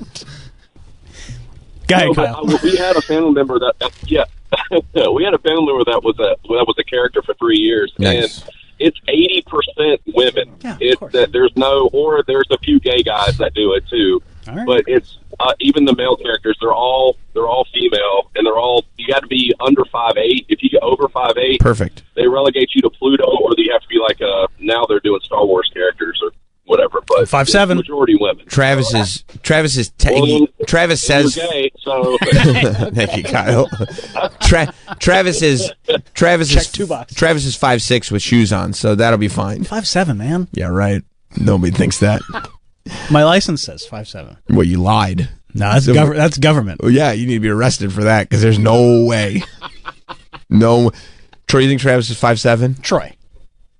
No fucking way. No. What? No do you think I fucking am? way. There's a snowball's chance in hell that Travis is 5'7". 5'3"? 5'3". Think I'm Travis Bogues? TJ and PA. What's up, TJ? So, have you heard about the Disney conspiracies that go on in Disney World? What kind of conspiracies? Tell me. So, like the Disney elite, for example, like they wear black shirts and tan khaki polos, and apparently, if something goes wrong, they surround the park and look for whoever's doing something wrong. Walt Disney World is frozen. And so one story about this. I was in Florida. Wait. The second one there. I'm going to tell you right now, TJ, based on this phone call, I believe in the Disney World Secret Police. I believe that one. You just said Disney World is frozen. Now, I've been to Disney. Walt Disney. Oh, okay, because I was about to say, it would have melted for sure by now. It's so hot. But you believe about the Disney police? I believe the Disney police, and I'll go with you that Walt Disney's frozen. I'll go with you on that too. So I have a fun story about the Disney police at one point. Nice. So I was in Florida about 2 years ago, and we were in Orlando, my wife and I, and we saw some dude in a black polo shirt with khaki pants just walking around looking for somebody. It was really bizarre. Bro. That was 2 years ago, so I don't know if you true, dude. encountered them. It's true. Thank you, TJ. You can't be Disney Secret Police, though. Why? You don't have the authority. Like, nobody would take you seriously. You'd be like, you have to leave the park right now. People go, or what? Yeah, what do you Or do? what? Fuck you. Yeah, shove him. Eat shit. Yeah, because what would happen, right? No, seriously. No, seriously, guys. Fuck you. Imagine if you see somebody in a Disney Secret Police uniform, but they're stuck in a garbage can by their ass. You know, like when somebody picks you up and puts you in a garbage can ass first, so you're like sitting in there, but you're kind of sunk in, so you can't get out. Yeah. The whole Disney Secret Police operation would be thrown into catastrophe. Nobody would take them seriously. Isn't that one of your guys over there in the garbage can? Yeah, we thought he was going to be Pluto. But I don't know how he got this job. Yeah, why don't you be Pluto? Pluto doesn't talk. None of them talk. Oh. Well, Pluto, the character, doesn't talk IRL. Right. So you could be But him. like Goofy doesn't talk. Goofy talks. Not in character. Not at the park. Oh. Okay. You know how fun it would be to dance around like Goofy all day? Oh, yeah, you get to wear that vest. Who cares? I can't believe this. This is blowing my mind. He's not like, He's these are blocked great it. ideas. He's blocked it out. He wants Doesn't this seem like this is a no-brainer? He wants it too bad. Why would anybody want to do that? Everybody wants to do that. You want to do that. Weirdos that are obsessed with Disney. I'm like not you. obsessed with Yes, you are. Disney in that way. You're unhealthily obsessed with I'm not. Disney. He goes, I'm not obsessed with Disney. Anyway, I got a Tinkerbell statue at home. I mean, that's Okay. just a cool statue. That'd be like if I'm sitting there once again looking at my Slammy Award, going like, I mean, I like wrestling, but not like that. It's just, you know, No, be like, what are you talking? Shut up. Dude. Shut up. I got Tinkerbell. I got Figment. Don't you have an acrylic on velvet painting of the Undertaker? Yeah, everybody has that. Don't you have Mankind's smelly shirt? No, it doesn't smell. I mean, you just like fine art. Yeah, it's just art, dude. It's just display pieces, whatever. I don't like wrestling. Like, what's he talking about? I can like something and not want to. Strange, dude. Strange. You got a Tinkerbell statue in your house, dude. Next to your rum, and that's your most precious possession. You think I just put all of my everything I love goes? If there's here. a fire, go here. Grab this stuff: the alcohol and the Tinkerbell statue. It's ready to go. Yes. Chris, the teacher. What's up, bud? Hey, morning, guys. Been a while. Yeah, man. So I dated a Cinderella princess character after college. Whoa. We got set up together. She was quite beautiful, but she had just that fucking Disney weird energy, and she kind of just discovered where degenerate I am, and it didn't really work out. What's the Disney weird energy? Is it a morality thing or just a worship of all things Disney? Morality is a great word to use. Just an overall positivity, like an air of happiness, which does not fly with me. No, I could see where that would not mesh well with your day to day. Chris, so you want to know how it ended? How? Yeah, Chris, I'm going to tell you right now. Matter of fact, I do. So I don't know. We fought a lot, and which is not good for her. She was very positive. I wonder whose fault it was. I know. I don't know what happened. So she ended up right afterwards. She ended up fucking one of the dancing bears. I don't know what character it is. There's 3 dancing bears, and it was all over her Facebook. Oh no! And were you still with her? No, but it hurt. Oh, not one of the. Who are the dancing bears, Travis? I don't know. Probably the Jamboree. Listen to him pretending he doesn't know. He fucking knows every bit of it. Is that at the Magic Kingdom? Yeah, Country Bear Jamboree. Yep, that's it. Oh, That's she it. went into the Jamboree and fucked one of the bears. That sucks, dude. I mean, look, it was probably Bears are better. cool. It was probably better for her, honestly. Than sticking with Chris. I don't know. Look how good I'm doing. true. Chris, I know you're not doing too well sometimes. Do you ever think? I dropped $75,000 in 4 days last week. Can I show Sam what you sent me? Sure. Do you have the $75,000 to just Look drop? at what like this that? guy does. Okay, let me see. I'm looking right now. Oh my! Read the wager. No, on basketball? On one game. I mean, Chris. I thought the Generals were due. Chris. That's a huge. It's insane. He bet 5 figures on a basketball game. Oh my god, dude! What are you doing? And wait, it wasn't the last game. What did they? No, lose? he won that bet, and then he texted me, or he messaged me a few days later saying I lost it all. Oh, Chris, did you won? You lost it all after. That's yeah, weird. well, I was up because I had put in 20, so I was up 85,000 in about 4 days, and then I got it, and then I dropped it. It dropped back down to 30, so I lost $70,000, and then I bumped it back up to 63. But I took it out. I'm going to take a little break. Yeah, bro. If you win $85,000, that's one of those things that for the rest of your life. This is like He showed me that was his balance at one point. When you've got that kind of cash, like this is degenerate gambling. Yeah. When you win 85,000, that should be one of those things that you cash out, stop gambling forever, and for the rest of your life, you can tell people that you won that amount of money, and it will always be an interesting story. But instead, what about letting the good times roll? Yeah, instead you have to be the guy with the second part that goes, and then I lost it all, which is so much less impressive and so much more typical. I cannot imagine being him. Wouldn't it be great? I though? love Chris. Wouldn't it be great to be like one of the people in charge of those sports books that realizes somebody just won? Like, let's say somebody just won $100,000 from us, and we're not sweating one bit. Nope, no big deal. Because they're going to keep going, and we're going to win it all back, and then a bunch of their money.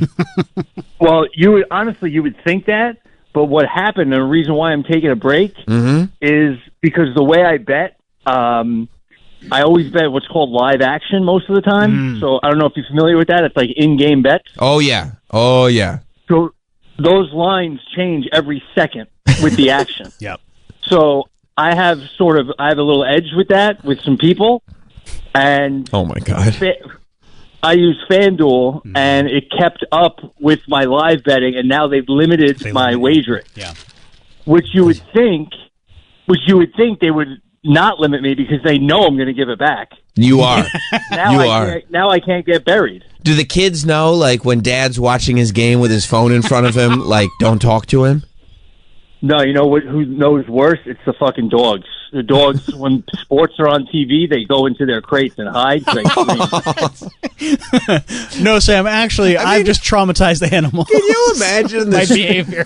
Can you imagine the stress every single game? And I'm not just talking about postseason. I'm talking about regular season games. You're riding your kids' college funds every single game. He sent me a photo from a baseball game saying I lost it all. It's April. It's April baseball. How do you live in Minnesota? When it was like 10 degrees. Oh, I love it. I mean, look, you got to get your kick somewhere, Chris. Oh, man. That's it. I mean, it's just I don't feel. So I guess Cinderella saw that too. Right. So this is the only way that I can feel. I gotta believe it really jacks you up.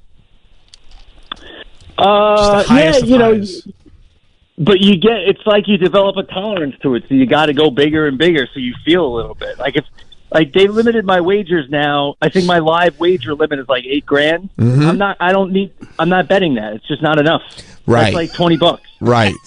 Right. So it's literally even $8,000. It's literally like listening to a drug addict describe why he has to take 15 pills when he used to take 2.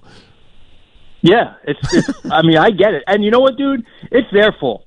It's predatory. Oh, I see. Because it's on every fucking commercial. It's on every fucking He's not sports wrong. game. Yeah, no, you're right. And that's what they always say about addicts. The first step is admitting somebody else has a problem. The first step for an addict's recovery is admitting somebody did this to you. It's not your fault. I mean, they push it more than anything else. It's insane. I know, but still, and that's why you got guys like Chris saying, like, being limited to $8,000 per bet is not even worth it for me. I mean, listen, I watch McDonald's commercials every single day. You know whose fault it is that I have to go down and get a 20-piece? It's mine. It's my fault. It's like going to like the beach and being like, "There's titties everywhere." I'm a sex addict. I can't control myself. Well, guess what? I feel like it's McDonald's fault for putting all those commercials on. Well, you're wrong. You're wrong. Chris, I'm with you. Don't listen to them. No, you're right, Chris. Don't listen to us. Listen to Travis. It's clearly the path to redemption. Travis, if you want to bankroll me, I'm not bankrolling you. I know. I'll win you a couple of Disney trips. I know how it ends. Chris, have you gotten into cards? That was how I started. Yeah. Okay. That was how I started, but I wasn't good with the probabilities and the odds. There was a facet of the game that was escaping me, so I couldn't have an advantage. I think he thinks you're talking about. Oh, no. I meant trading cards, like baseball cards. Topps cards, yeah. Oh my God, I'll send you all my autograph ones to that collection. Because it is. I'm not surprised at all. I'll send it to Travis right now. That's amazing.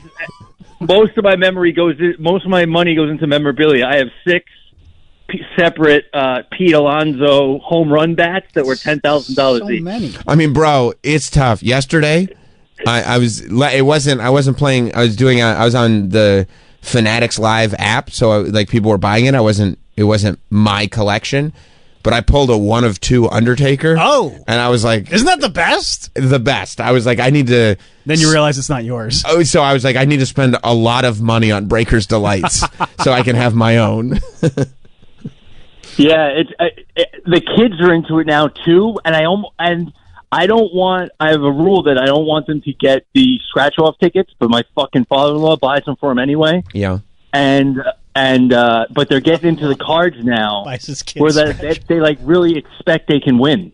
Like they really expect they're going to get something, and it's all just base. It's garbage. It's always garbage. Yeah, of course. Well, yeah, I mean, there are. That's how it's. High market like collector packs, and then there's the stuff you get at Target, which is meant for kids to just have fun collections. And you'll pull something good sometimes. Sure, but also like they're like, hey, if your father's a degenerate gambling addict who yells at his father-in-law for buying his kids scratch-off tickets, right? As if he's not the one doing all the damage because he thinks the commercials are the main problem. Chris, don't change. No, you're the best, dude. I love it. You're the best. You gotta feel, Chris. You gotta feel. Yeah, send me. I'll show Sam. Yeah, yeah. I gotta feel something, guys. You got to. And hey, how about those Mets? They're winning. And then you know what, Chris? I would put money on it. They ain't gonna stop winning. Nope. Probably gonna win tonight. I stayed home today so I could go. Perfect. Smart. Take that time off. Live betting. Yeah, right in person. What do you do for a living, Chris the teacher? Yeah, for 13 more years, and then I'll be retired. The countdown clock is on. Then you can gamble full time. Yeah, that's going to be bad, especially because my wife, if she stays around that long, my wife won't be retired for 3 years after I retire. So that's a lot of alone time. And how old are your kids? 13 and 11. So they'll be out of the house. So they'll be gone. Oh, bro. Your wife is going to. You need a co-host, dude. Your wife is going to resent you so much. You're going to be such an I don't have to do anything, stay-at-home degenerate. He's going to be up at night betting like women's Chinese basketball. 100%. You're gonna, yeah. You're gonna. Been there. I'm big with the tennis, with the like Iranian tennis, and because it's in the morning while I'm working. Right. Sure. And then, while I'm working. Yeah. Like it's a desk job. All right, kids, watch the video. I got to gamble on Iranian tennis. Yeah, but U.S. sports aren't on yet. Right. No, that's true. Yeah. And then your midday action when there's really no sports that have started yet from 2 to 5 is like the Brazilian basketball league and Eastern European basketball. That's how you get through it. I get it. I was in a gas station store the other day, as I usually am, and they have the lottery systems that are hourly, like how Lotto does, and they do it every 4 hours or whatever it is. And literally, the lady that was ringing me up had to go, "I'm sorry, sir, would you wait just a moment?" Because she realized there was only 1 minute left on that midday lottery, and she had to grab her ticket real quick before she rang me up. Oh, good. We're everywhere, Sam. You don't see us. But we're everywhere. I know. We'll be right back with Sam Roberts Show. We're back with Sam Roberts Show. So much going on today. We have spent in the history of our programs a lot of time talking about Mike Francesa and the foibles of Mike Francesa. Of course, Mike Francesa, legendary radio guy. GOAT. I would say GOAT radio guy for sure. Yeah. Especially here in New York, right? I mean, Mike and the Mad Dog is one of the most famous sports radio shows anywhere. I mean, it was a New York show, but big enough that they did a 30 for 30 just about the history of this show. And I think really, if you look at it, almost a blueprint for a lot of what came in sports radio following Mike and the Mad Dog. Just a monster of a show. Mad Dog left Mike and then of course they hated each other because you can't do a giant radio. Apparently, you can't do a giant radio show with a co-host and not hate them. You just hear these stories Show me where that's not been the case. Of co-hosts hating each other. Somehow, and you can be witness to it, Jim and I never came close to hating each other. No. No, because there was a power dynamic out that was, you went into it in a different perspective. Meaning, like I'm like, Jim, like this Jim was already established. Yeah, he was there before you. And you came in as really as an intern and then a producer, right? Sure. And it was like, and that was something I was comfortable with. That was something. But if there was like a show, like if this show was like another person that came up in the ranks with you, fuck him. Exactly. Yeah. Who the fuck does he think he is? Yeah. No, I guess that's true. I also think that it was helpful that we both had outside interests. 1,000%. You know, we weren't like married to each other, and that's also why I say like it's always these like monster shows where it's like the thing that you are known for, because people know me from stuff I do outside. There are plenty of people who know me from like pro wrestling world. There are people who know me from all kinds of stuff. People who know Jim from his books, from his stand-up, from his television, from, you know, like, so I think we were both very fortunate in that case. Because, I mean, this Mike and the Mad Dog, they couldn't stand each other. I mean, the best story ever was that, like, Mike went on vacation, and I guess Mad Dog had a weekend show that he would do by himself solo. And Mad Dog's solo music just said, "It's the Mad Dog," whereas Mike and the Mad Dog had the song that said, "Mike and the Mad Dog." So Mike goes on vacation, and day one of Mike's vacation, Mad Dog makes the call to change the theme music of the show to just "It's the Mad Dog." And Mike, of course, even though he's on vacation, what's Dog doing? What's Dog doing? And he hears this playing. He hears Mad Dog just playing the Mad Dog song. No reference to Mike, just like, here we go, I'm doing a solo show now. Fuck that guy. And cuts his vacation short by every day except one. The next day, Mike just walks without even announcing it, without even telling Dog that he was coming back. Mike walks right back into the studio, sits down in his chair, and just gives Mad Dog a look like, try that bullshit again. I dare you. And it's like, bro, you're cutting vacation short now? But this is what happened. Mad Dog ends up leaving. He ends up coming over here to SiriusXM. Has a very successful channel over here.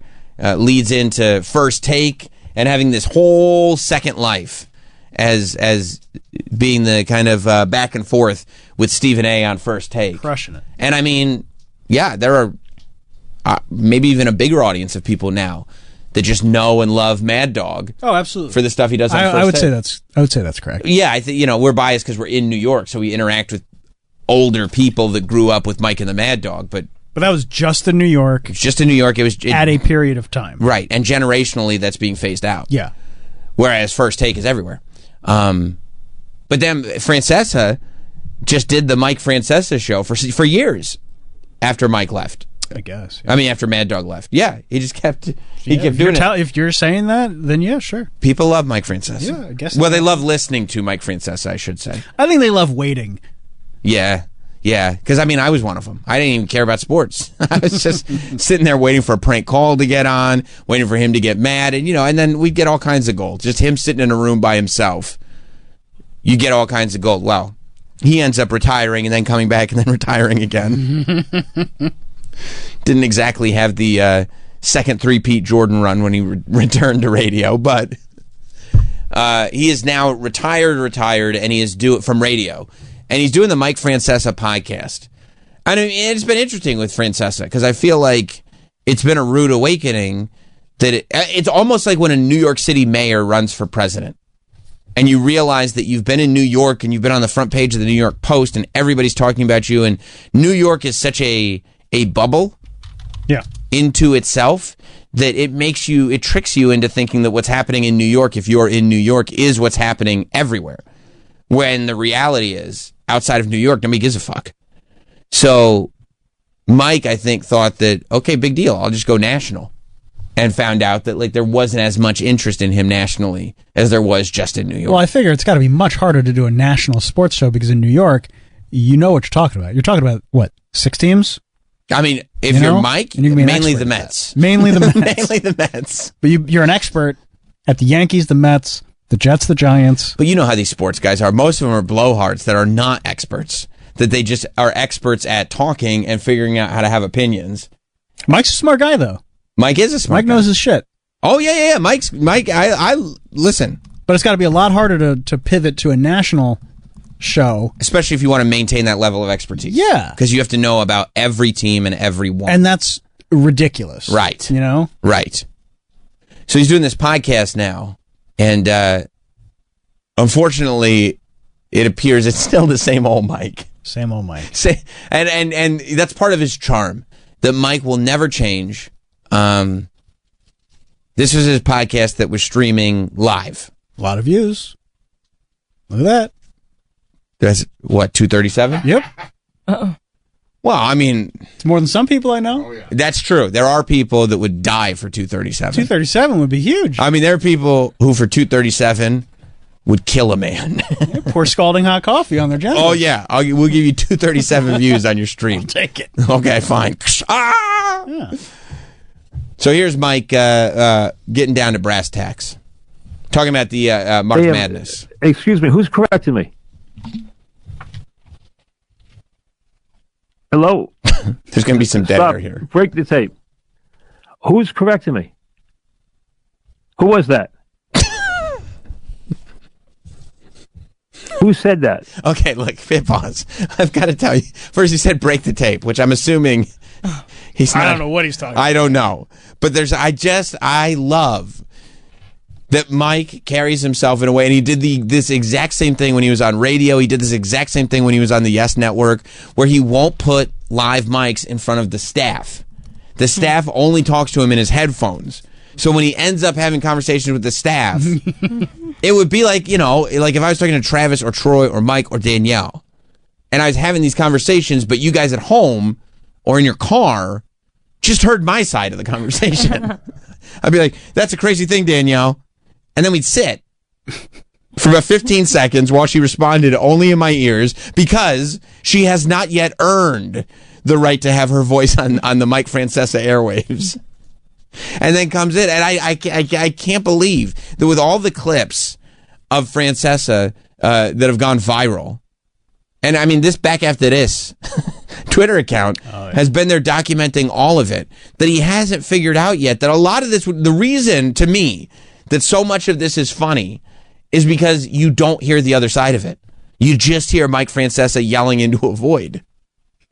And I could listen to Mike Francesa yelling into a void. Being annoyed. I mean, every day. I did listen to it every day. Who was talking to me? Let's try and get to the bottom of it. Well, what were you guys talking about? Because I heard it in my headset. I thought you were talking to me. Now, who said that the Big East has been won already? Who just said that?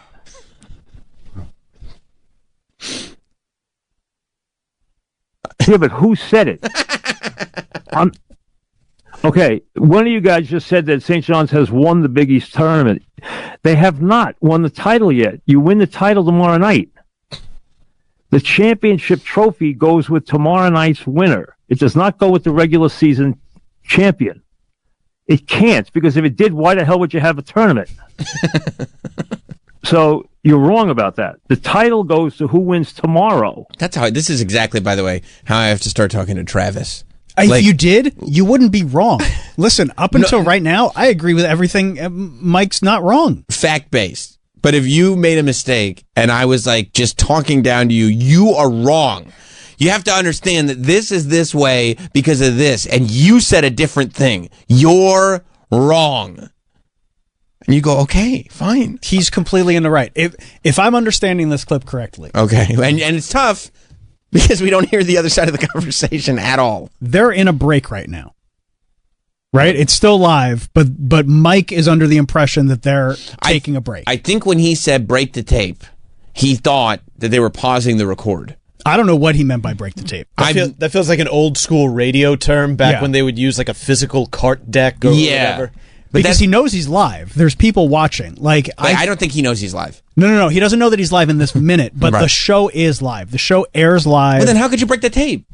Dude, all I'm saying is Mike is under the impression that they're taking a commercial break. Are there commercials? I'm sure there are. Before you say that he thinks it's a commercial, you need to find out you're wrong if there aren't commercials. But you're wrong. If there aren't commercials, you're wrong. You see how that's not a nice way to talk to somebody? But hang on. Yes. Troy, you wouldn't like it if I talked to you like that. Absolutely not. You know what would happen if I talked to Troy like that? He'd be like, hey, I was just looking something up. Fuck you. I'd be like, oh, jeez. All right, sorry, man. Whoa. Because later in the clip, he goes, oh, we're live? Like, he is under the impression, whether there are commercials or not, he is under the impression right now that they are not on the air. I don't think he knows he's live. Right, he doesn't know that they're live. But I don't think he knows that this was ever live because he said break the tape. Like, if you say break the tape means we're going to commercial? Somebody, when he was doing the show, was in his ear saying, hey, Mike, actually, St. John's has already won the Big East. And that's wrong. That's an incorrect... I understand, but if he's a professional, you just hear that and you ignore it and you keep going. I've had people I've done many things where I've had people in my ears feeding me misinformation. And when I was new, it would fuck me up. But when I'm in the business for 30, 40 years, you ignore it, you keep doing your show, and then after the show go, what the fuck were you talking about? But if you've got a producer that's trying to correct you, like the producer's intent right here. Yeah, what would that be like? Hey, Sam, say something wrong and I'll correct you. Whoa. That's how Mike talks to him.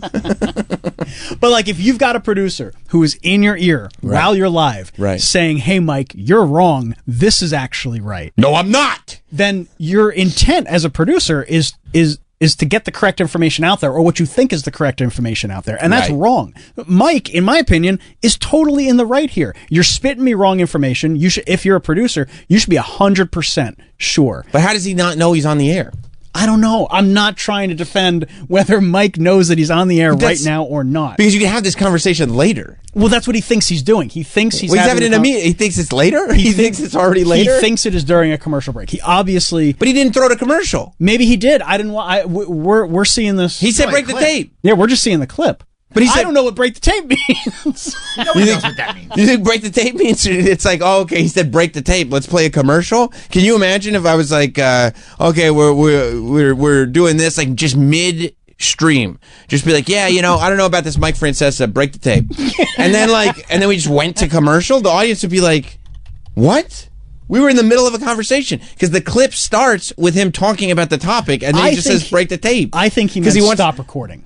That's what I think he meant. I don't think he knows he's on live. Right, but this is the type, like when you do your when you used to do your Friday night show.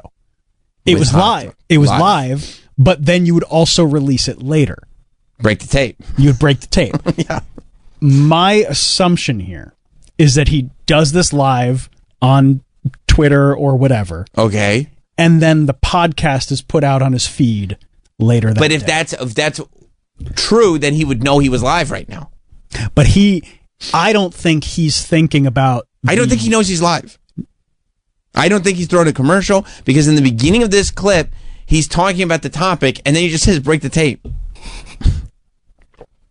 I don't know what break the tape means. Danielle, you just went to college, right? Yeah. Did they teach you what break the tape means? No. Fuck. Just know Mike. what tape is. You don't know what tape is? I mean, I Googled break the tape, nothing comes up. Fuck. I Googled break the tape radio, nothing comes up. Mike, you did 10-10 wins for a long time. Your dad's a legend in the business. Did he ever say break the tape around the house? I've never heard. Maybe we get someone from the Connecticut School of Broadcasting on the phone. I think Dave LaGreca taught there for a while. Maybe he knows what break the tape means? Give him a call. Okay. Yeah. Dave, what's break the tape? I bet you Eric Nagel would know. We should give him a call. He doesn't even know we're on the air. Yeah. We're not Bonfire of Bennington. Oh, that's right. I forgot about that. Yeah. We could break that news to him. Wait, let's break the tape to him. Hey, Eric, guess what? We still have a show. Go back. Good news. There's another. Go back to the beginning of the clip because you'll hear. No, I totally agree with you. Let's why like tell me when you think. Excuse me, who's correcting me? Oh, wait. He says, "Excuse me, who's correcting me?" Hello. Stop. Break the tape. I don't know what that means. I'm going to say it means pause it. That's what I think. But then that's fine. But then that would imply he doesn't know he's live. Like edit this out. We're trying to figure out what the deal is. If he said if it's going to go to his podcast, he wants this part. I think in his mind he's recording a podcast and he forgets that he has a camera on him and that they are streaming it live on whatever platform, which is so Rivers streams their shit on. Which is, and I think that could be true. Which is hilarious because he got caught so many times on the Yes Network forgetting there was a camera on him. Like fool me once, you know? Like, there was this period of time, and I talked to some of his old producers. It's great. He's got a problem with camera. Like, he forgets that he's on camera. He does, and you know what? That does lend to his credibility as the fact that he's putting it all into his broadcasting. All he cares about is the broadcasting. He forgets he's on camera. But I do know for a fact that he went through a difficult period of time when he was on the Yes Network where his wife wanted him to lose some weight. That's what I heard. I heard this.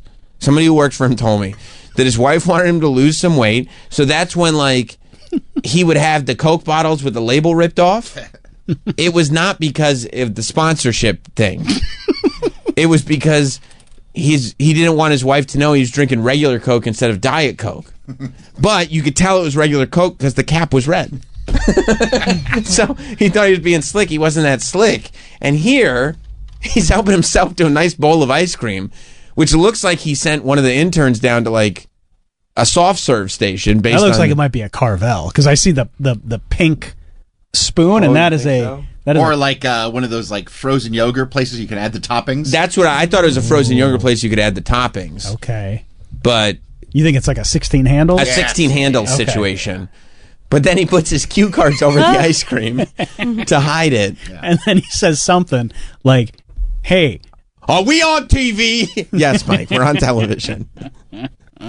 You got to tell me. There's a sign in the thing. It says on air. You're on television. He's an old school guy. He is. You know, he started without cameras. He is, but I mean, but he's been on camera for decades. Yeah, once you're in your habit. Mike the Mad Dog was on Yes forever. Yeah. His show was on Yes forever. Yeah, I mean, you could. It's been enough time that he could have developed new habits. But I think he just completely I think always forgets that there's a camera on. I agree with that. I think the entire run of the Mike Francesa radio show was on television. Yeah, like because Mike and the Mad Dog, at the end of their run, started television. Now, I mean, are any of those radio shows on TV anymore? On the Fan? Yeah, they run on. Boomer is, and maybe on, Boomer and Geo are on. Yeah, and I feel like Craig Carton left to go to FS1, but that's like a TV show. Yeah, that's basically the afternoon guys are too. Tiki and Evan and them. And they're on TV. Yeah. Okay. I don't think Michael K is anymore. Michael K is not because he does middays now. Yeah, and the afternoon show's not on TV anymore. What? Why would it be? I mean, Michael K's not on it. What an asshole! It was Michael K's show. It was Michael K's show. Why would you just broadcast the new afternoon show? People love with it. Whoever. People love it. Do they also complain about the Mets broadcast booth being better than them? That's what people enjoyed. I mean, listen, the Mets broadcast booth is better than any broadcast booth. Don't tell Michael K. Well, Michael K is wrong. Yeah, because now it's like Colin Cowherd still gets broadcast on television, but again, his is more of like a that's television like a TV show designed as a radio show. I think Jim Rome is on TV somewhere. I think he's on Twitter. Maybe that's what it is. Yeah. Maybe he signed a Twitter deal. And of course, McAfee is the king of it now. Yeah. But again, that's like a... And I think, is Rich Eisen on like Dish Network or something? Yes, or Roku. Roku. I think Rich Eisen's on Roku. Dan Patrick's on something. Yeah. But those, again, feel like... Those are television primarily shows. Television shows that get syndicated on the radio stations. Yeah. So, okay. But no, I think he's in the right. If you're going to be a producer... And you think that your information is so important that you have to speak into your host's headphones. To be fair, that's their only option. Well, that's true. He doesn't let them speak. Like they don't have their own microphone. Like if I'm saying something weird, you feel free to just say onto a microphone so that everybody can hear. I disagree, Sam, and I'll go, oh, okay, let's have a conversation about that. That's not the dynamic that Mike Francesa sets up. No, he's more of a dictator. Yeah. They're not listening for you. They're listening for me. But, like, you better be right. And, like... Especially if it's Francesa. That's what I'm saying. You know the beast you're dealing with. Yeah, you better be right. And you better know that the Big East tournament is already over when it's not. Right. I mean, this guy was so wrong about that fact. He was off on that. It was incredibly wrong. I probably would have waited until I was done with the show to go like, Hot Dog, please stop feeding me information. But he thought he was on a break. There are no breaks. He said, break the tape. Are we sure that that's what that means? Well, McClure texted me. Oh, that's I awesome. hate to put him on blast. Hey, actually in Philly, what we used to say is, He said that he asked a former WFAN staff, and no one knows what he's talking about. They don't know about Break the Tape. So this is not some like Francesa-ism that only those who know. Maybe that was the problem. Maybe that's why this stream. I told you Break the Tape. What do you mean we're live? Mike, I don't know what you're talking about. What does that mean? Nobody knows what the hell you mean. What are you talking about? It's vernacular. No, it's not. What? Whose vernacular is it?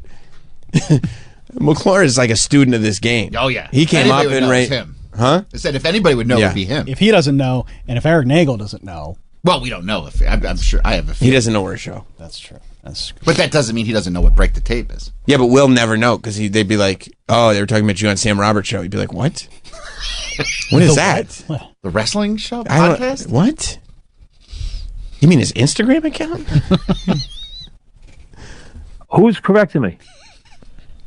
Who was that? Also, by the way, I also love too that he's looking for the name. Give me the name. Like he can't just go like he can't just be cool for a second and go, "Hey, just so you know, like that was misinformation." He has to. I want to he wants to know know who to yell at. who said it, so I know who to punish.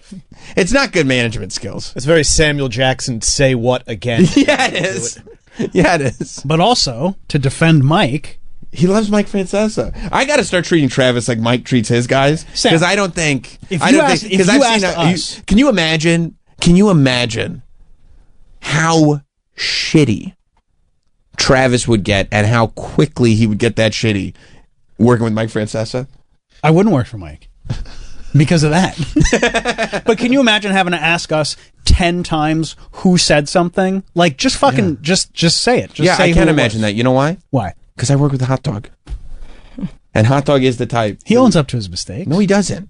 All right, that's a good point. Great counterpoint on my part. Yeah. Okay. No, you got me there. No, he'd sit there trying to pass the buck. I go, Hot Dog, it's just me and you. Who are you passing the buck to?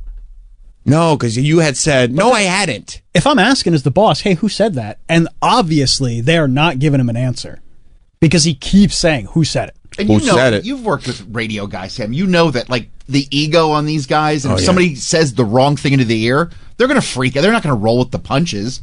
You're Well, yeah, right. they're not allowed to have microphones. You're right. They're not. But just like making the conscious choice to be like, you know what type of person I'm going to be? I'm not going to roll with the punches. It's like, why? I mean, that's who he's been. I know, but why? Because he's miserable inside. He's not a happy person. You know what I That's mean? why Like, people call up and say, hey, Mike, do you think the Mets are going to go 162-0 this year? Hey, before you call the show, why don't you read a book, okay? It's a great thing to call it.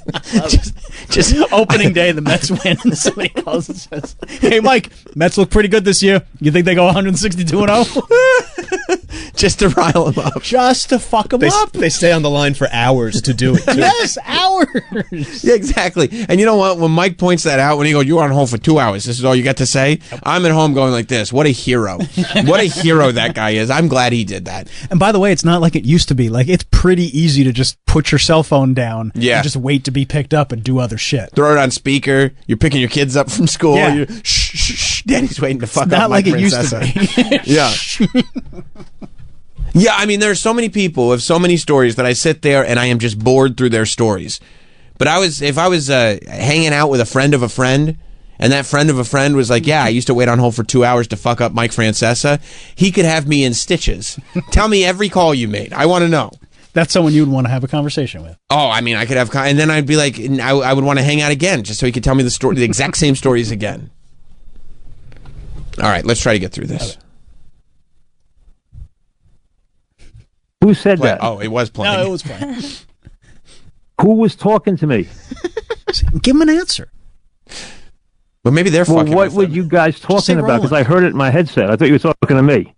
No, we Now, broke the who tape. said that the Big East has been won already? And maybe they want to throw their boss under the bus. You just said someone's that. be like, Right. Maybe their boss told them to say it. Yeah. And so they're like, fuck. Oh, I see what. Yeah. Yeah, but who maybe. said it? Right? Yeah. that's why it's like, Okay, one of you guys just said that St. John's has won the Big East tournament. They have not won the title yet. You win the title tomorrow night. Can you The pause for a second? championship trophy goes. I love that in their heads they're going like, okay, we were wrong about St. John's. You were wrong about the fact that you're not on the air right now.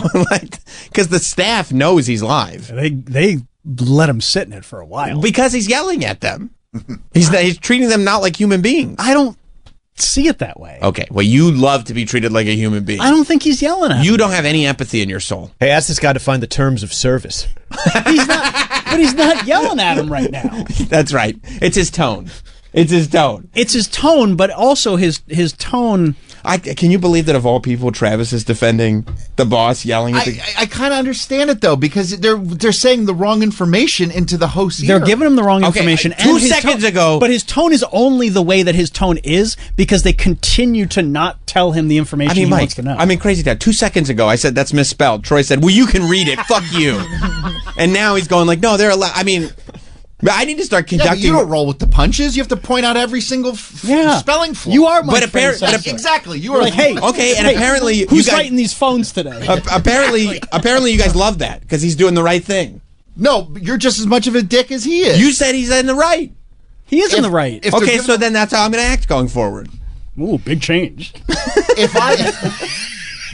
Who said that? Which one of you just said big change? Somebody said it. Huh? What? Who said it?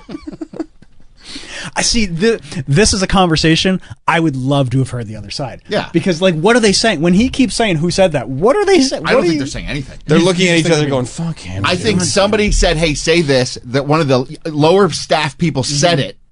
And then it's like, I don't want to get called out. I didn't give that information. Somebody else gave that to me. And they don't want to throw the other person under the bus. And they're not like WFAN employees. They're Bet Rivers employees. They're podcast producers. They're probably interns. making no money.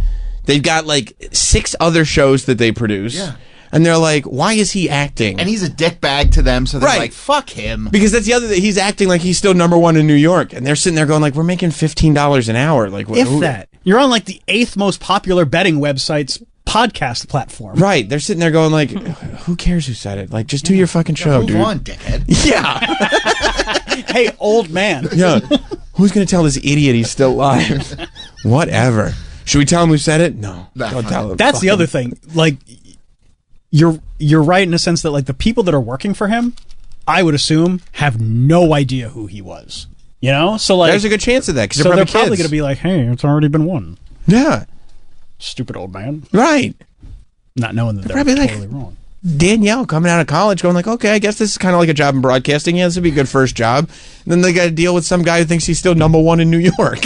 Yeah, like this guy was famous when my grandparents were around. Yeah, like, okay, oh boy, I'm really scared. Yeah. But at the end of the day, they are feeding him wrong information. Oh, I can't wait till you feed me wrong information. I do it all the time. I know. But I say it on the air. I don't give it to you to come off as you're the one saying it. I don't try to correct you, like, behind the scenes. So you're saying that because I leave your mic on, I don't get to yell at you? No. I'm saying that... Because I need to figure out how to do this so that I can yell at you. I'm saying that they're in his headset trying to get him to say what they think is the right information, but it's wrong.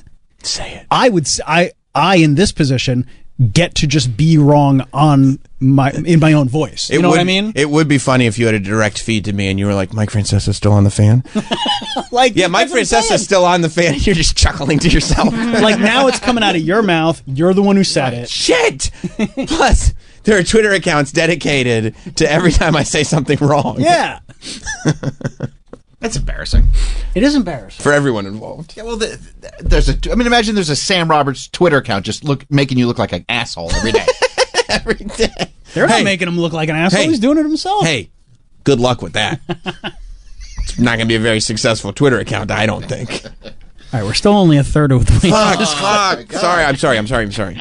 Goes with tomorrow night's winner. It does not go with the regular season champion. It can't, because if it did, why the hell would you have a tournament? He's right.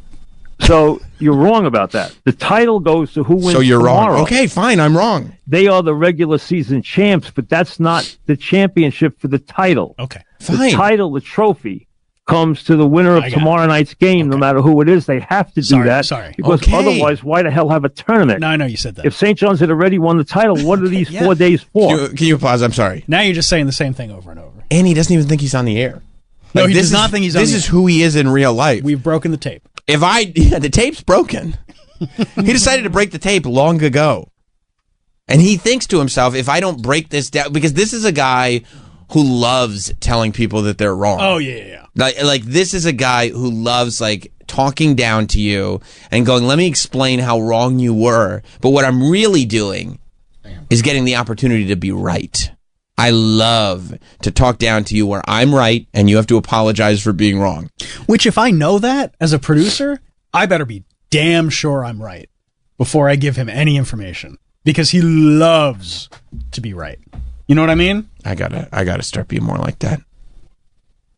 I roll with the punches too much, Troy. You've also got good guys around you. You don't need Where? to be that mean. One to your right? Yeah, right over here, buddy. Yeah. My dog. Pound it out. Yeah. Not sure that's what you spell O'Reilly, but if you can, I think. Let's go back to Mike Francesa. So whoever said that is wrong. The championship of the league is decided tomorrow night. All right. That's the title. That's who holds up the trophy. Whoever wins tomorrow night puts down the nets. Now it's like, okay, I got it. Yeah, can we put the tape back together now? Like, I am on his side to an extent, but it's like, okay, once you say it 4 times in a row, I got it, Mike. Okay. Put the tape back on. Okay, let's unbreak the tape. Yeah. That's how it works. So whoever said that doesn't know what they're talking about. Right? Funny way of saying. So insulting. But he's right. But it's insulting. Okay, I mean, that's a way to say it, but he's right. It's rude. Whoever said that does not know what they're talking about. Okay, but you don't have to dehumanize somebody. I mean, for what? Because you're on the Bet Rivers podcast? Like, come on. What they're talking about. All right? Okay. Now let's go back and start this over again. And I don't want to hear you. That's when everybody's like, what? Run it back. Let's start this over. Mike, what do you mean start it back? This is the show, Mike. See that 237? They're also watching this. By the way, how do like 12 people leave while this is happening? They're fucking jerks. I mean, this is the greatest. This is the greatest. I can't believe that it hasn't skyrocketed while this is happening, but you're right, it's down to 225.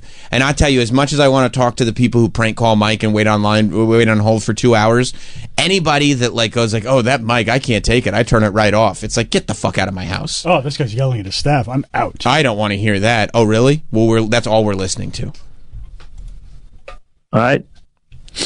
Now let's go back and start this over again. And I don't want to hear you guys in my headset, okay? So whoever's bleeding through, knock it off. Knock it off. Because I heard you guys talking, and the information you were given was wrong. And now they got to figure out should we tell him in his headset that he's live? I mean, he doesn't want to hear us in his headset. Or should we just pretend like, okay, we're rolling? Okay, all right, tape is no longer braked. I think they're just hoping he just moves on. Yeah, because Like, will stop talking about this. It's 2 minutes already. Like, I got it. Well, he's got to make a point. And I don't know how to break a tape. Also, I'm still trying to figure out the tape. What were you talking about? What? What? Oh, we'll start over again. We broke off the air, didn't we? Broke off the air. Okay. So that's probably what he's thinking. Break the tape means break off the air. But does that mean he thinks you just stop the stream like midstream and then start the stream again? Cancel it. Cancel it. Don't worry about it. Oh, so he's probably super bummed because already they were feeding him misinformation. Now he says break the tape, and these inexperienced nudniks don't even know what break the tape means. Over again. We broke off the air, didn't we? There you go. Yeah. We're live? This is all on the air, just yell at you guys? What?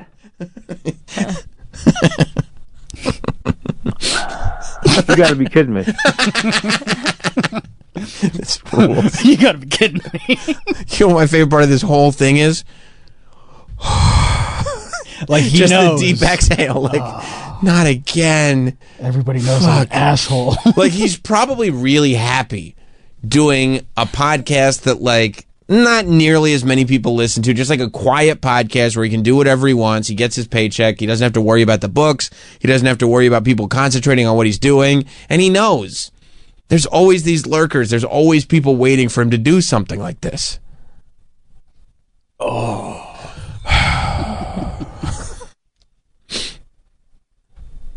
You guys have got to be kidding me. All right. I apologize for that outburst, okay, folks? All right. I didn't realize we were live. I thought we were taping this. Okay, that's my mistake. I didn't realize that. Now, so this is going to go viral now because I yelled at you guys. You realize that? Like it's their fault. Yeah. But the championship goes to tomorrow night's team, but that's not the point. Now he's trying to get back into the show. By the way, I was right. So just to recap, I was completely right. If we could just ignore that last 3 minutes. And he knows exactly where it's going. Of course. Of course, he tries to be a good sport. He shows up at Francesicon. And That was huge. Still. Brad in Portland. Hey, Sam. Hey, first off, your phone screener, Yeah. the best in the industry, needs a raise. Wow. Whoa. Congrats, Troy. Second, this is a very Bill O'Reilly, fuck it, we'll do it live rant, right? It really is, except it is live. It is live, true. Yeah. All right, love you guys. This is reminiscent of that. I mean, people just get mad at their staff. Phil flew off the handle, though. He really did. At least Francesco wasn't yelling. He was talking down to. He was being condescending. He wasn't yelling and cursing. I mean, Bill You ever see O'Reilly. this, Danielle? No. You never seen Fuck It, We'll Do It Live, Fuck It? No. Oh, this is legendary. Is it like on a sports thing? No, Or- this is so. Bill O'Reilly was like the original Tucker Carlson. He's like a big conservative political television show host before he got fired because I think he was trying to use a loofah on an intern or something like that. I don't remember all the details. No. Yeah, all kinds of weird shit came out. Got to exfoliate. Yeah. I mean, at least he was using. But before he was a political guy, he hosted this Inside Edition show, which is one of these news magazine shows, like tabloid news magazine shows. But he always took himself very seriously, and this never aired live, except somebody who probably hated him, and he probably talked down to. I mean, found the tape somewhere in the Inside Edition library and decided to put it on the internet. And it's one of the greatest things you'll ever see. I'm so glad you've never seen it. Yeah. That's tomorrow. And that is it for us today. Okay, I don't know whatever it is, it's not right on the teleprompter. I don't know what that is. I've never seen that. No, there it is. We are going to do Sting, yeah. Okay, but now I can't read it. There's no words on it.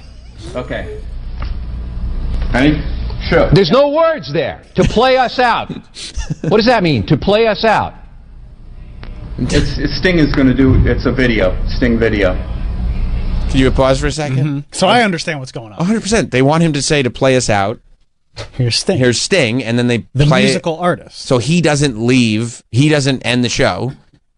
A tape of Sting playing music ends the show with him saying to play us out. And no one should be this mad 30 seconds in. No. I mean, nobody should be this. It's like, I cannot. And I hope one day, I hope to God, one day I get so successful in my career that I really do start treating people like shit. Because it seems so delightful. But I have never. I mean, I've worked with teleprompters and teleprompter operators and all this stuff. And all I can think about is like, look, I get to stand here and just talk into the camera for a living. That's my job. It's the dumbest job you could ever have. Meanwhile, there are people who are probably making less money than me who have to write the words for me to say into the camera. Like, guess what I'll never do? Scream at the people writing the words for me to say into the camera as if I'm that, like, grandiose and important. I'm literally just reading the words. You could have anybody reading those words. Also, it's not live, so there's no reason to get this upset. No. Wait, is there nothing on the teleprompter, or he doesn't want to say what's on it? I think he doesn't understand how to say what's on it, and he's so full of himself that he doesn't just want to go, hey, could you guys just explain to me what I'm supposed to do? Right. I believe there's a time limit. I believe he's in a like this is like a show that's kind of airing as it's because that's why I'm going to do it live. Because he's now it's past the commercial break. Like the tape is on now of whatever story they're doing, so he wants to record this now. And then they play it when it goes back live. In like 2 minutes. In 2 minutes. He has a 2-minute window. So I think he's freaking out that... But as opposed to just saying, oh, okay, do we have time to do this? Should I just do this live? That's what you can do. Right, but, if there's obviously other things bothering him. This is just the straw that breaks the camel's back. You think it's loofah related? I think it's a lot of things related. They lost the package. Yeah, I forgot about the package. Can't read it. There's no words on it. Okay. Ready? Sure. There's no words there. To play us out. What does that mean? To play us out. Sting is going to do. It's a video. Sting video. What is for credits? I don't know what that means. To play us out. What does that mean? To end the show? Yeah. All right, go. In 5, 4, 3. He's furious. That's tomorrow, and that is it. Okay. That's your fault. 5, 4, 3. That's tomorrow, and that is it for us today. And we will leave you with I can't do it. Okay. We'll do it live. Okay. We'll do it live. Fuck it. Do it live. I'll write it, and we'll do it live. Right. Fucking thing sucks. Yeah. 5, 4, 3. That's tomorrow, and that is it for us today. I'm Bill O'Reilly. Thanks again for watching. We'll leave you with Sting and a cut off his new album. Take it away.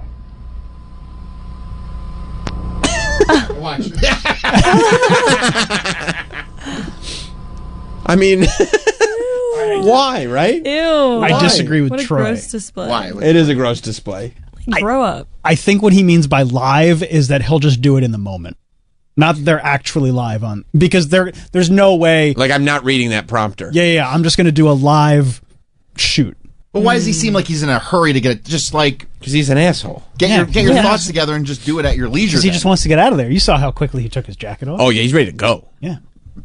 I think what he meant was like, but yeah, I mean, I'll write it myself. I'll just do it off the top of my head. This is a really good clip, but I'm not going to play it right now. And we'll just do it live. We'll do it off the cuff. Yeah, I mean, this stuff is still a complete asshole. It's not tough. No. Although Travis will hand me a live read to pre-tape and he'll say ad-lib, and I go, I'm not fucking ad-libbing! Yeah, you go off. I can't wait to release those tapes. You saving them? Keeping a stockpile. Miguel in Los Angeles? Hey, Sam, you have been mean to your staff. Didn't you tell Shitloaf that he was the worst person you ever worked with? Yeah, I didn't yell it. But he was. Also, he was. You told him that. He was, and by the way, I was very hesitant in telling him that. But, it was asked, I think. There's a reason for me to say it, and I had to rate. Also, it was kind of a funny thing to say in the moment.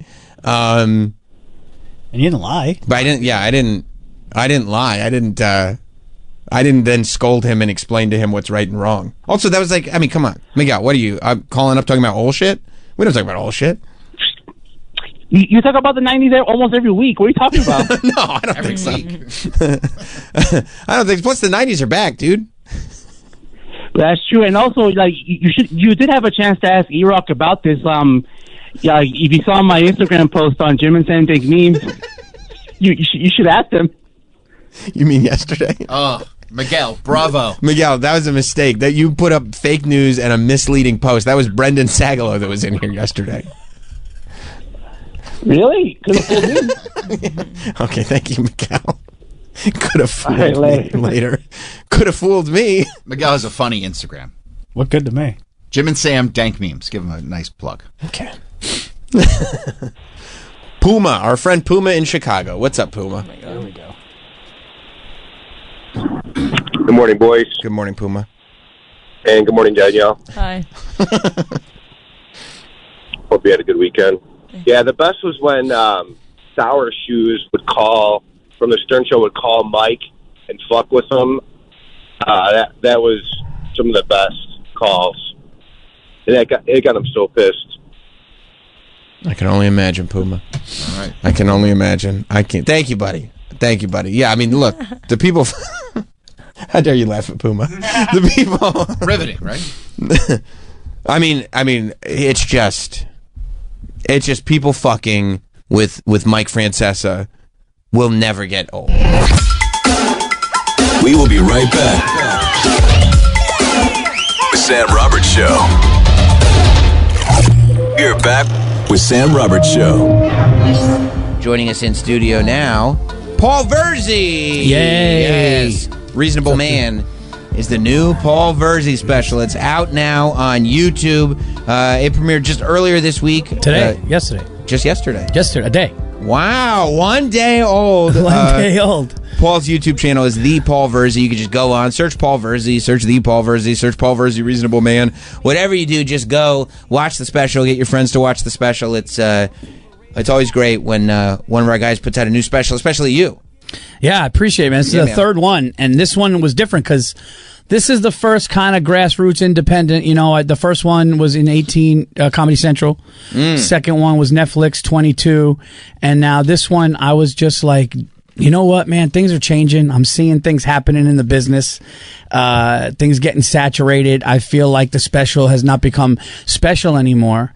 And then I said, I'm going to do this my way, the way that I want to do it. I've been doing comedy for 20-something years. I want to put out something better than the last always, or I'm not going to put it out. Right.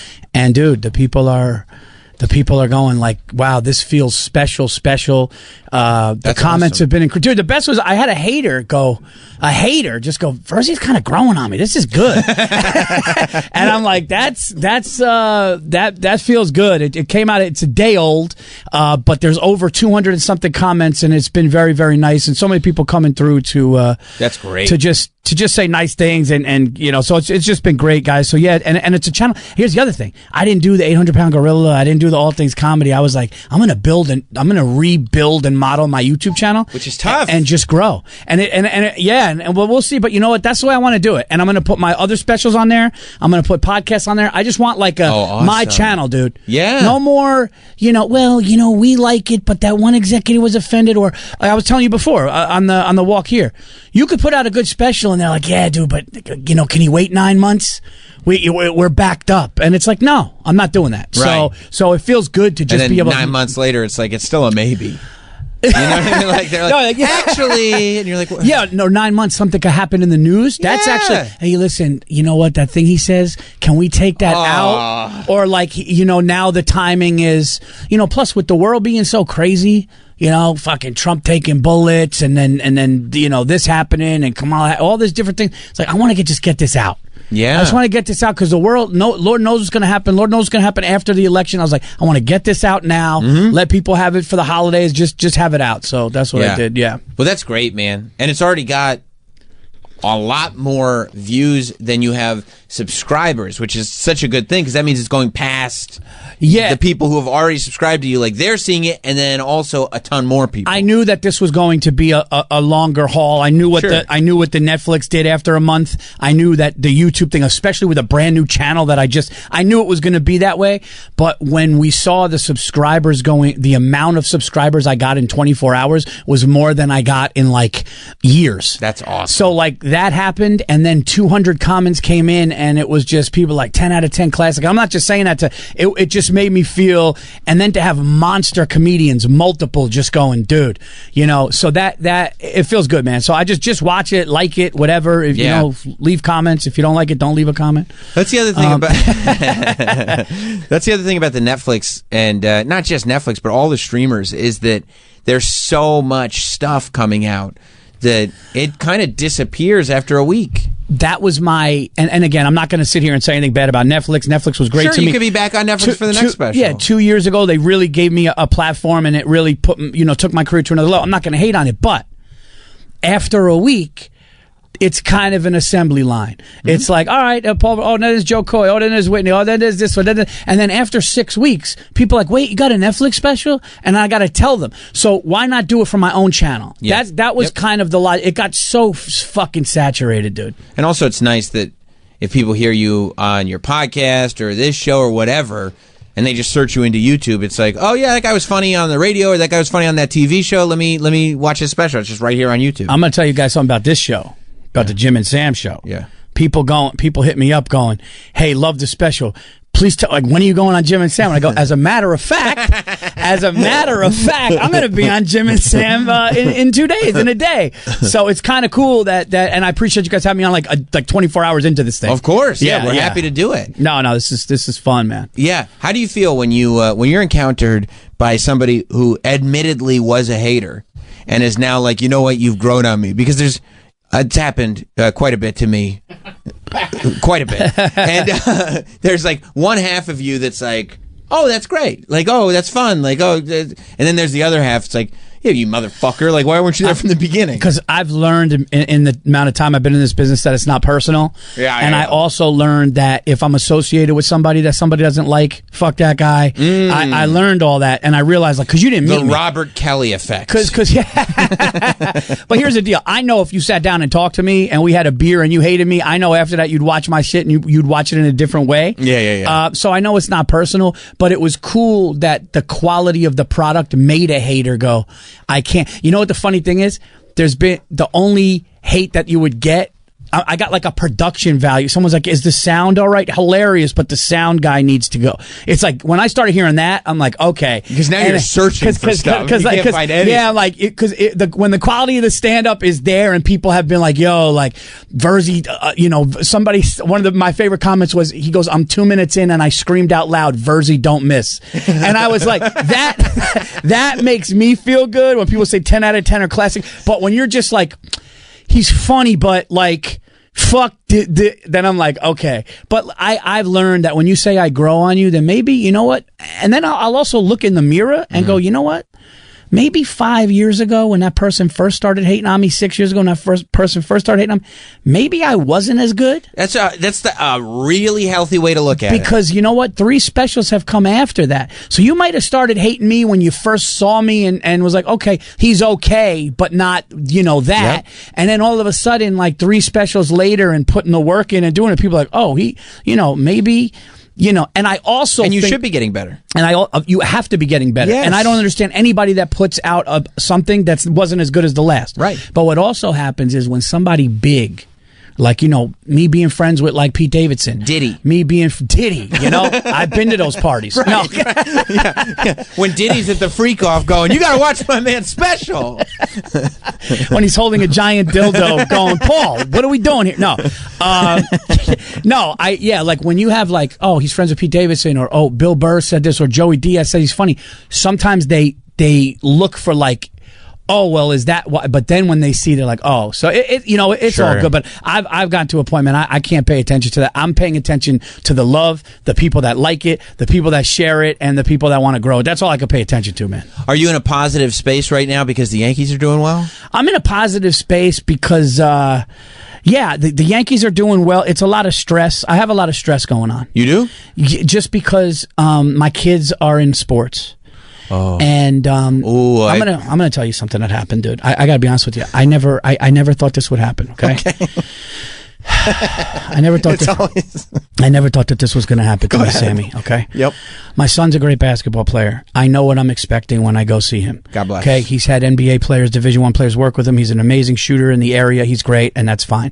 My daughter is very, very top-notch soccer player, but my daughter started playing volleyball 6th to 8th grade. Mm-hmm. And I go to a game thinking I was going to sit in the stands and it was going to be, dude, have you been to a girls volleyball game? No. It is the most intense. First of all, every point is screaming, yelling like the World Series just ended. Every point. No, every point. It's to 25. Everything over that lands, it's like playing ping pong. Everything that over that lands, it's a point. Right. Every point, the gymnasium erupts. Every point. The girl screaming, stomping, chanting. Now I'm like, oh, that's cute, dude. I texted a buddy who was in the stands, but with his wife far away. I said, I can't emotionally handle this for 25 times. I can't do this. I'm so tense. I can't do this. Girls going like this, come on, diving, crying. The other team going. It is. That means every point missed is a tragedy. It's every point missed is a tragedy, but every point made, I felt like the Knicks hit a game winner. Right. And in the playoffs. And my little girl is just started, and she's one of the starters, and the whole come on, Sophie, let's go. So much pressure, chanting, and then she's in there, and my wife and everybody's going like this, and a point, and people they huddle. So they huddle after everything, good or bad. So they go right into the middle. They pat, I love you. You know, it's okay if a girl dives and misses it and the other team gets a point. They rally. They pat each other on the back. Wow. Dude, I can't do it. I can't It's too much. And then I had the Yankee game after. So I had that, and then I had Yankees Royals. Right.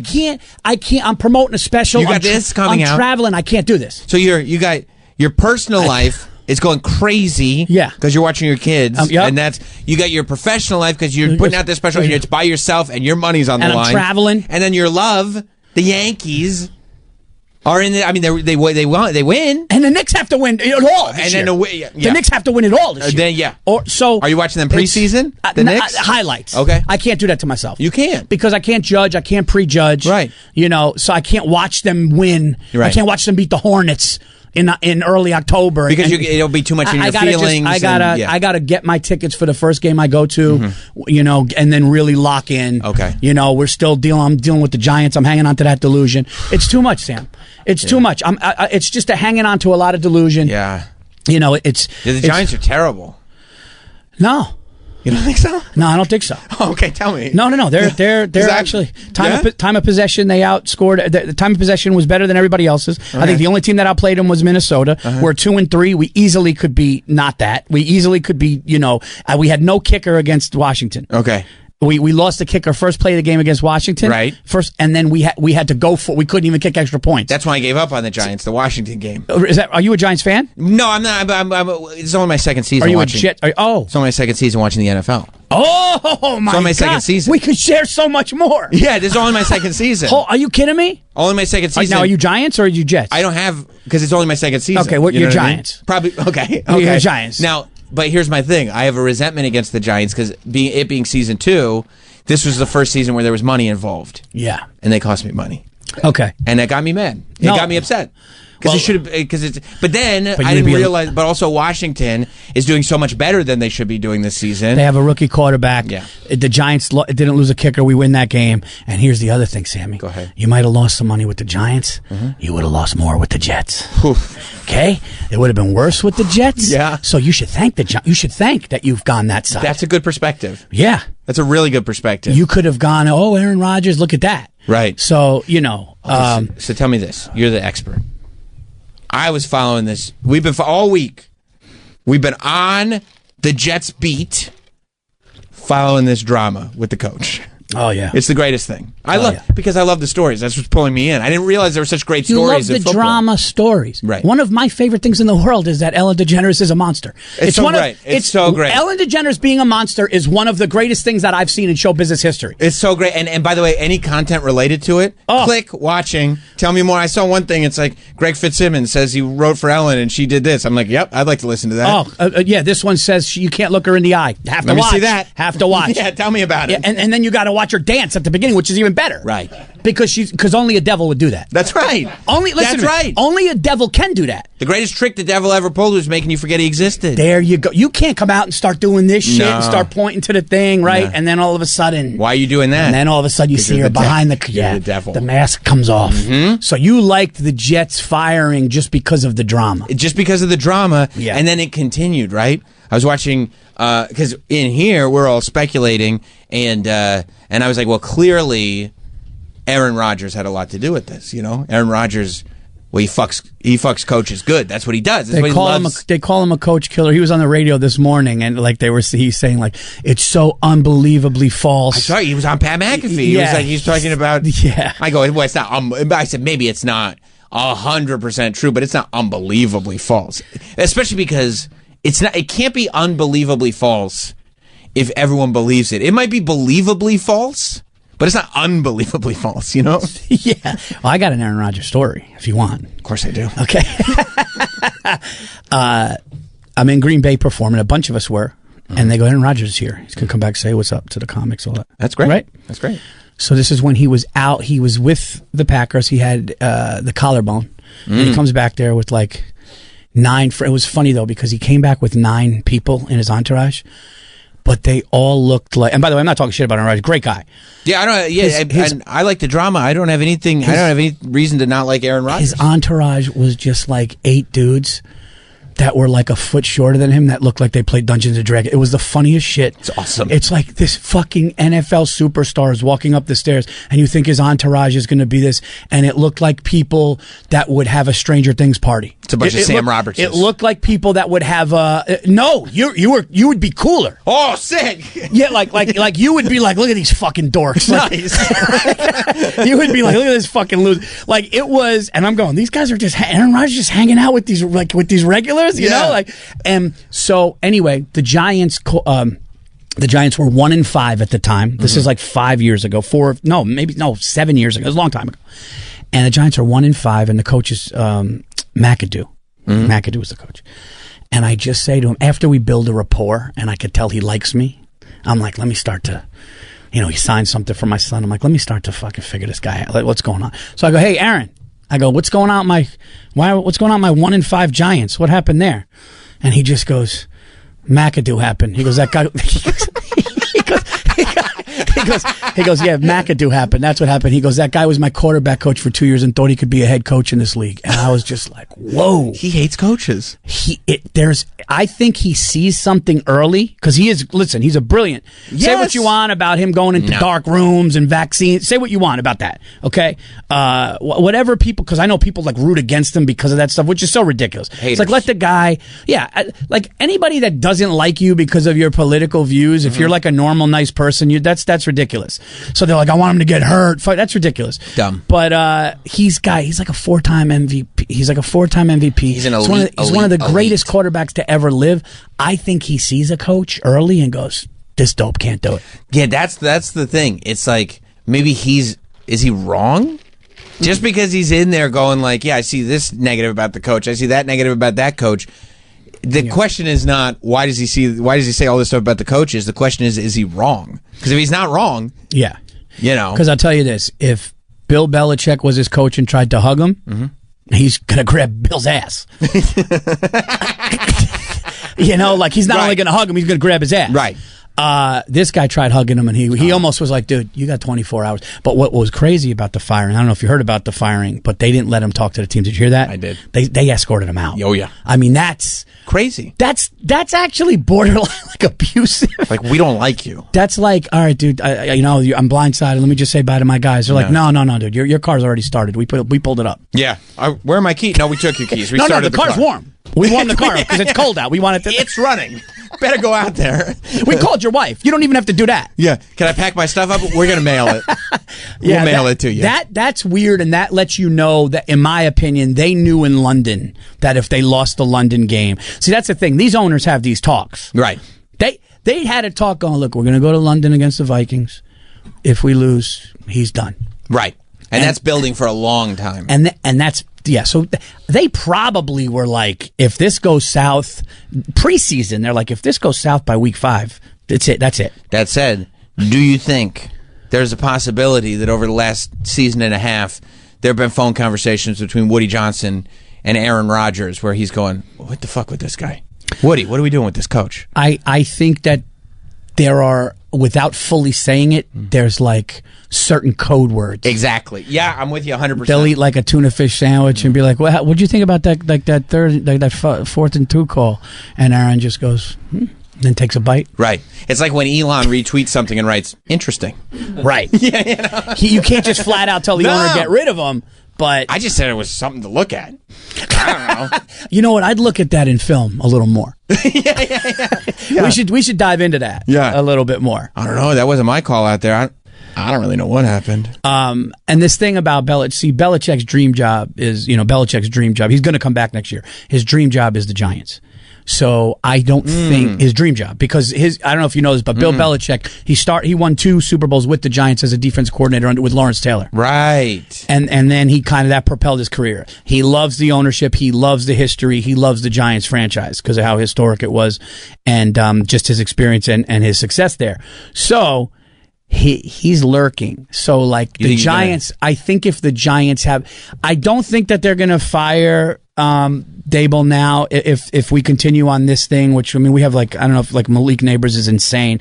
We have all these cool young players. We're the second youngest team.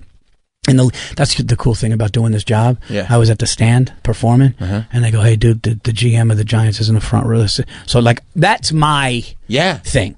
Like, the way they say comedians either wanted to be rock stars or wrestlers. I'm in the small percentage of comedians that wanted to be an athlete. Like, I always played ball. Like, I love that shit. Like, you want to get me starstruck? Other than Eddie Murphy and that, like, show me a player that I love. That does it. George Clooney, I don't give a fuck. Right. You know what I mean? Right. No offense to George Clooney, but like if he walks in the room, I don't give a fuck. Right. You know what I mean? Yeah. But Jordan came in here, I couldn't talk. I'd be drooling like a fucking bulldog. I would just be staring at him. Yeah, he'd be creeped. He'd be like I gotta get out of here. That guy in the corner. Yeah. But wait, what the fuck were we saying? No, just the Belichick coming over to the Giants. Yeah, Belichick coming over to the Giants. But what I was saying, if he comes to, because he wants to. So Dable, that's what I was saying. Yes. If Dable, unless it's a disaster, then I think that they'll keep him. But if it is a disaster, I think Belichick is lurking and will be because we have all these great players and we're a young team. I hope it's a disaster. I want Belichick to come in. I'll be a Giants fan if Belichick's there for sure. Then we're locked in. I went up to the GM at the stand and I was like, "Yeah, dude. So what's going on with Saquon, dude?" Luckily, like I didn't want to bomb. I wanted to kill for that question. And you're thinking like, okay, this has to be. Let me play the hints. I'm going to take it further than that. I swear to you. Okay, and the stand is my home club. I performed and I killed that night for him. While on stage, thinking of him, going into jokes, I think for him, everything was about him. Yeah. And then when I knew I killed and he was laughing, I go, now we got to talk. We got to talk personnel. Okay. We got to talk personnel. Yeah, I got some questions. We have to talk personnel. Because if I bombed, I can't. Right, of course not. If I bombed, where's your credibility? Oh, dude, if I bombed, he'd be like, this